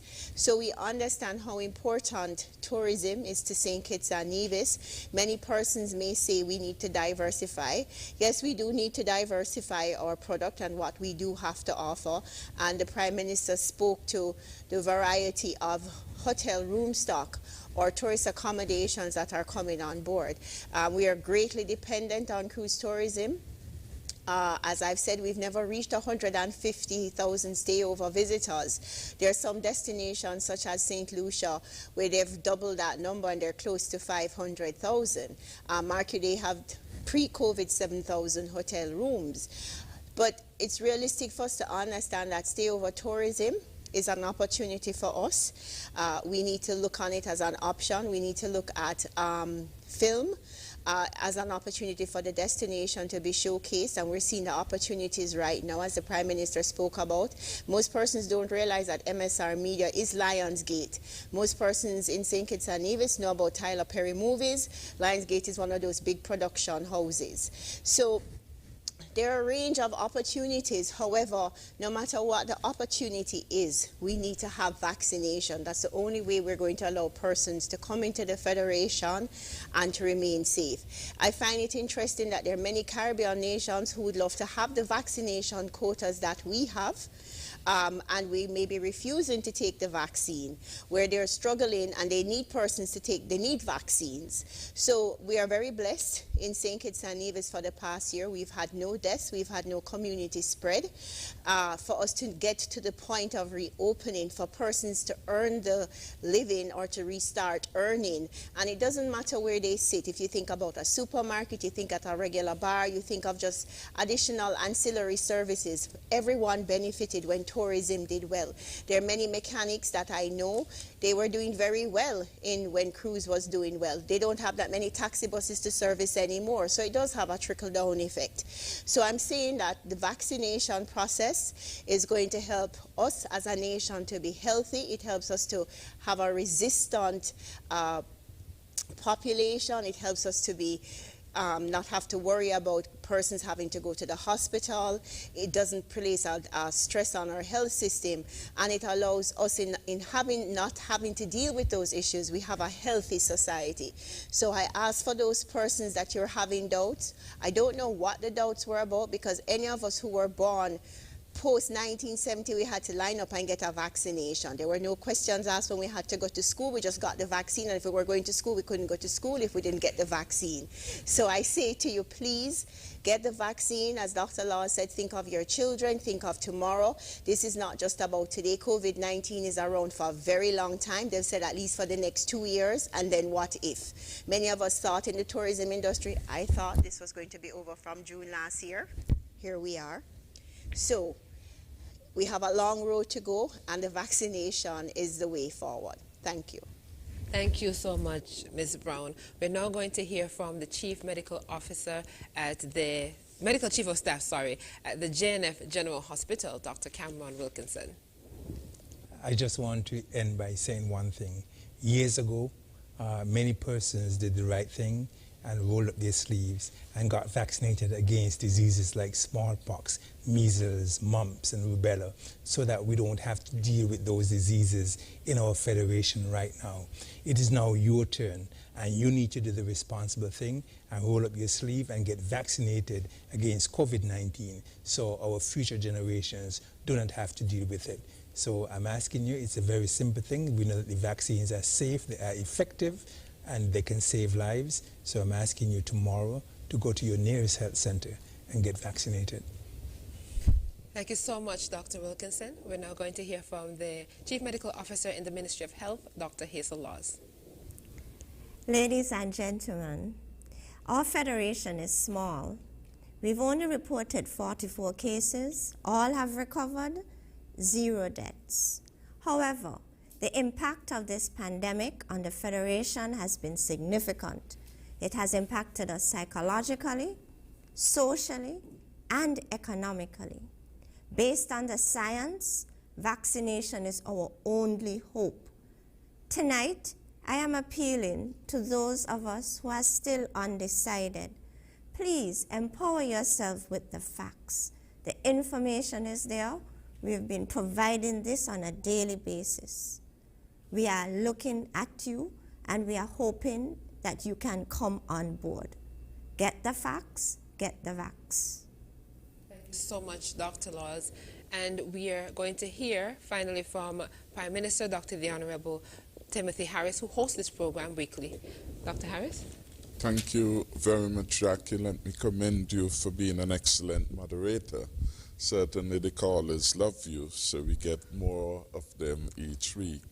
But tonight has been a very productive and informative session, and I want to commend all those who were brave enough to call and to say precisely what was on their minds. We have learned a lot about our people, about what truly matters to them.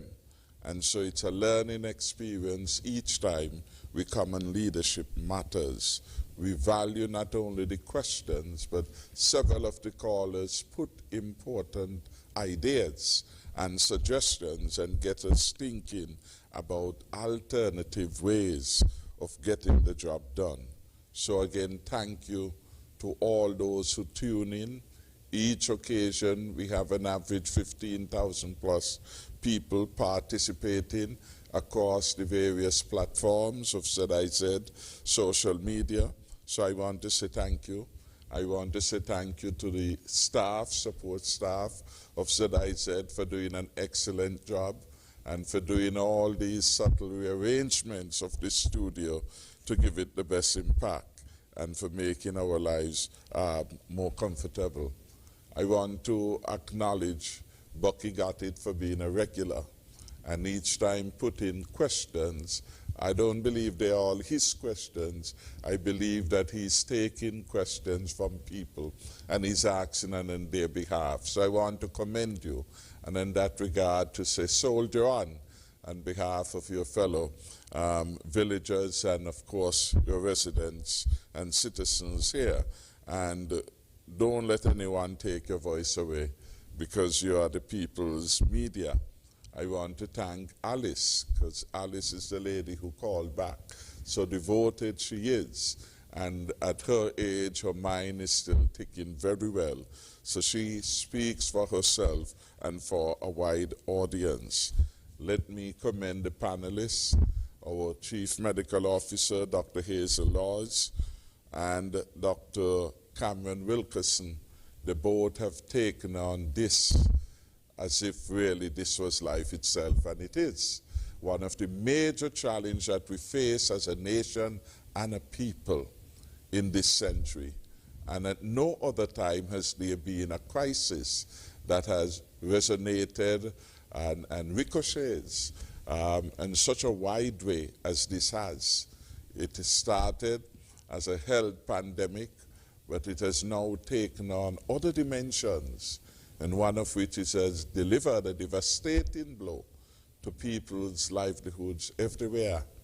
The International Labour Organization has recorded that across the world, a total of 255 million persons have lost their jobs.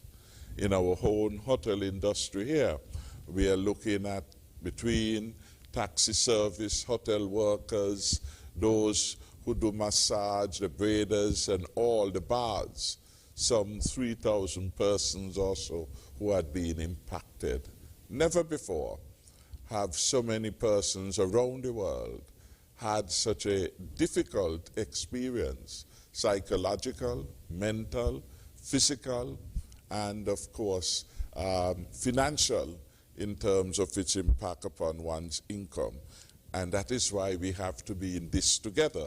This is one of the reasons that we have been putting forward the view very strongly that we need equitable distribution of vaccines, because until everyone is vaccinated, none of us really can achieve the benefit. And that is where the principle of herd immunity imposes upon every responsible person to do it not just for yourselves, but to do it for your household, do it for your workplace, do it for your country. And the best each of us can do, we talk about the vial coming with 10 dose minimum, is to ensure when we look in our homes, do we have 70% of the people there vaccinated? When we look in our workplaces, do we have 70% of the people there vaccinated? When we count ZIZ staff, do we have 70% of them vaccinated? And if the answer is not, we have to do something. The leaders have to take the lead in this. And that is why Dr. Wilkinson, followed by Dr. Laws, and 25 plus doctors on the very first day undertook to show by example that this was critical to stabilize the economy and of course to prevent our health systems from being overwhelmed. All over the world now, well, not all over, but remarkably in some of the more advanced countries, we are seeing what they are describing as a third wave of infection. And what they are saying to us, the longer you take to get to herd immunity, you're going to allow for new variants to come. The new variants, as they mutate, they are becoming more deadly, more transmissible, etc. So there's a lot at stake in getting the people vaccinated as quickly as they can. And of course, we are doing very well, but we cannot become complacent. Complacent will steal every opportunity we have to get the economy back on track. I recall in March, and at the end of 2020, well, it would have been 2019, the pandemic struck us in March, we had the largest number of employees ever on the record of Social Security. We had the largest number of contributors in the history of Social Security. Over 30,000 plus persons were contributing. And we had the largest number of persons engaged in self-employment. We had the highest level of wages being paid in the country in the history of Social Security, hovering at $1 billion. These were significant indicators of a country on the move. And then suddenly, we heard that COVID-19 had come. In March, we had one of the best months in terms of tax collection. In April, we collected $4 million. The worst collection in a lifetime we have had. The worst collection, $4 million. It indicated the impact. In the fisheries sector, they lost 82% of their production in April alone. Some of it as a result of the lockdowns, fishers couldn't get at sea, but also the loss of markets, because the hotel sector was an important consumer of our fisheries product. And so when we begin to do things that get the country to work again, put people to work, allow greater incomes to flow in the country, we are really assisting a broad cross-section of sectors, including agriculture, including fisheries, including retail trade. And that is why we are putting now a premium attention to the recovery efforts. I want to thank Raquel Brown for coming and giving the perspective of an expert in the tourism sector about the urgency for all players to get on board. We really can't opt out. We have to opt in. We have to voluntarily do the right thing and be focused on all the implications. In my presentation, I spoke to and questions came and I'm happy that that resonated. We have about 5 developers who have invested significantly in the country. Their hope of starting to make money is dependent on their properties being able to open. And so, for the good of the country and all that that can do to tourism in terms of our attractiveness as a destination, marked by the quality of hotels that we have, marked by the number of rooms that we have, we want to commend them.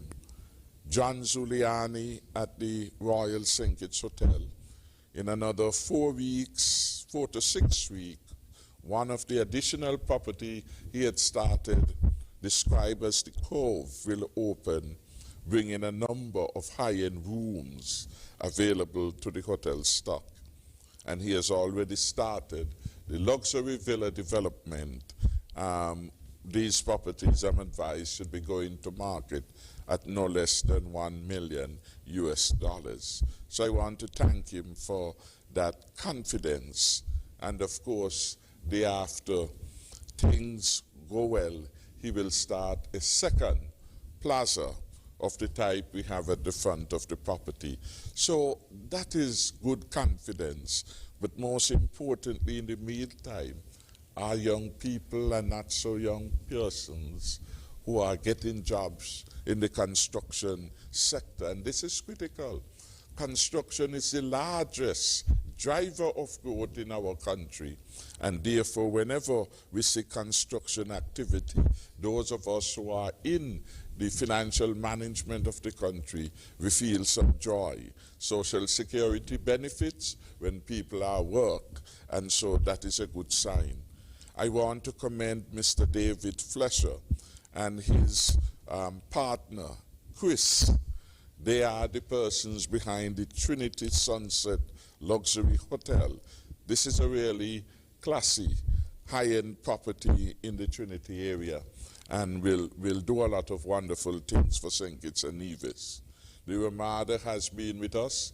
It would be one of the largest hotel properties, and we are optimistic, cautiously so, that by year-end, as promised, they would at long last open this property.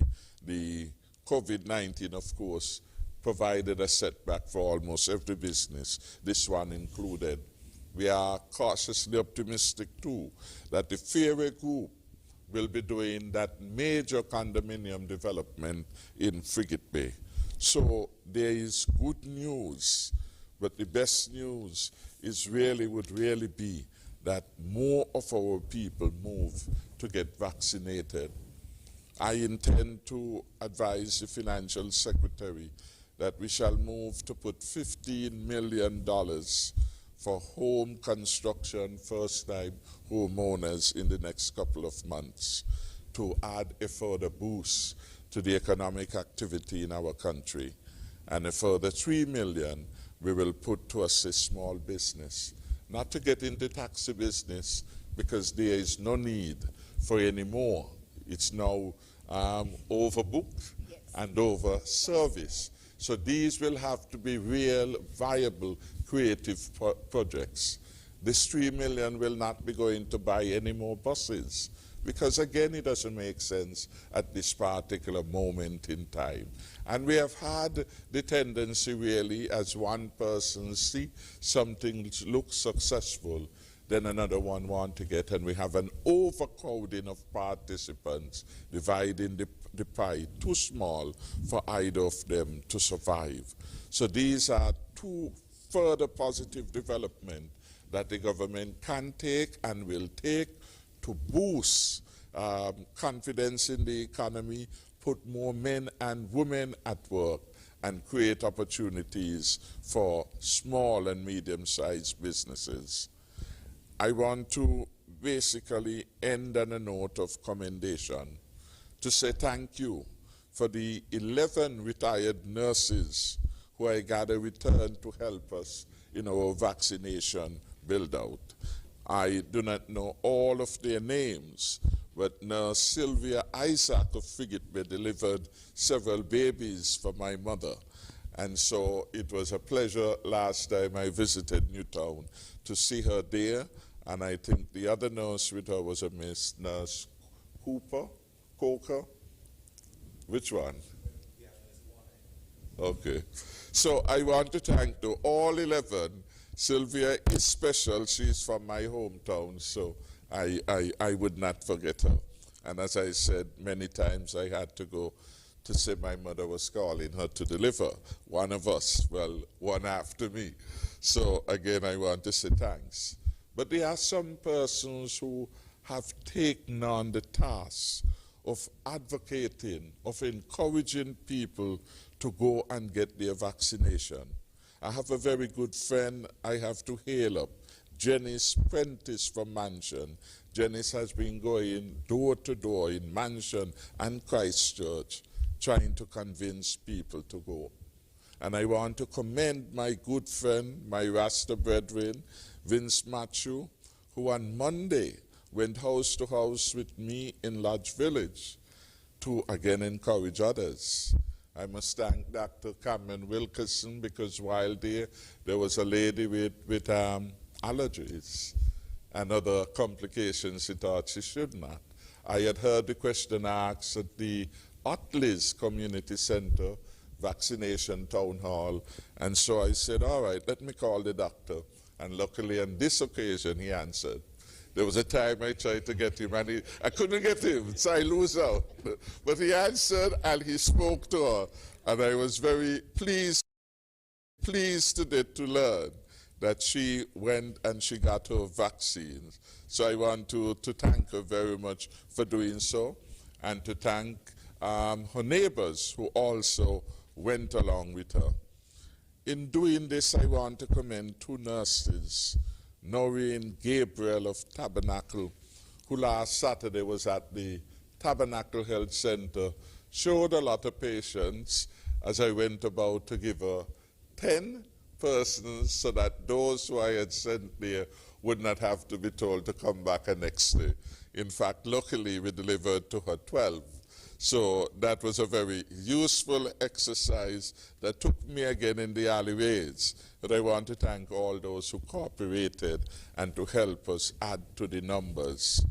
Doris Bratcher, nurse from Parsons, I think she is at the Molyneux Health Center, and she has been doing a good job. We've been speaking to her. In fact, some of the names that I booked on Monday, I send those to her and say, please reach out to them, call, and let them know. Some people could not make it to the health center, and I'm happy today that Nurse Bratcher went into the community. I believe she delayed in sending in the data for that particular section, but I can advise that she did 20 persons today, which is very good. And some of them were those who had committed in Lodge that they would be going. Additionally, she went into Christchurch. I want to thank my constituents who have cooperated and say, well done, thou good and faithful servant. On a less happy note, I want to extend condolences, sympathies to the family, friends, and well-wishers of former matron Sylvia Garnett.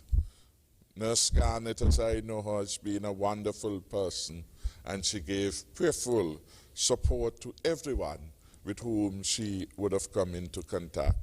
So my sympathy is extended to the family and all the well-wishers. I want to end by where the Chief Medical Officer ended. Our only hope, if we are going to have a safe and sustainable recovery, is for each of us, 18 and over, to get ourselves vaccinated as soon as possible. Tomorrow, the country shall benefit. Hopefully all goes well. No supply chain challenges with 21,600 doses of the vaccines. I want for you to hurry this week and see how much of that we can use. About a week or day after, we shall begin the second dose. And I want to be among the first to have my second dose, and then I'll count 14 days and I will be fully vaccinated. And I shall have a difficulty with persons who have not yet taken their first dose. And we are going to see in business, in the government service and elsewhere, that people will insist, as they did with the mask, that those with whom they have to interact, that they should also be vaccinated. And they would be in their right to make such an insistence. COVID-19 has said to us that we have to change the way we do many things. And it is really not just about us. It is not just about your rights, it's about other people's rights too.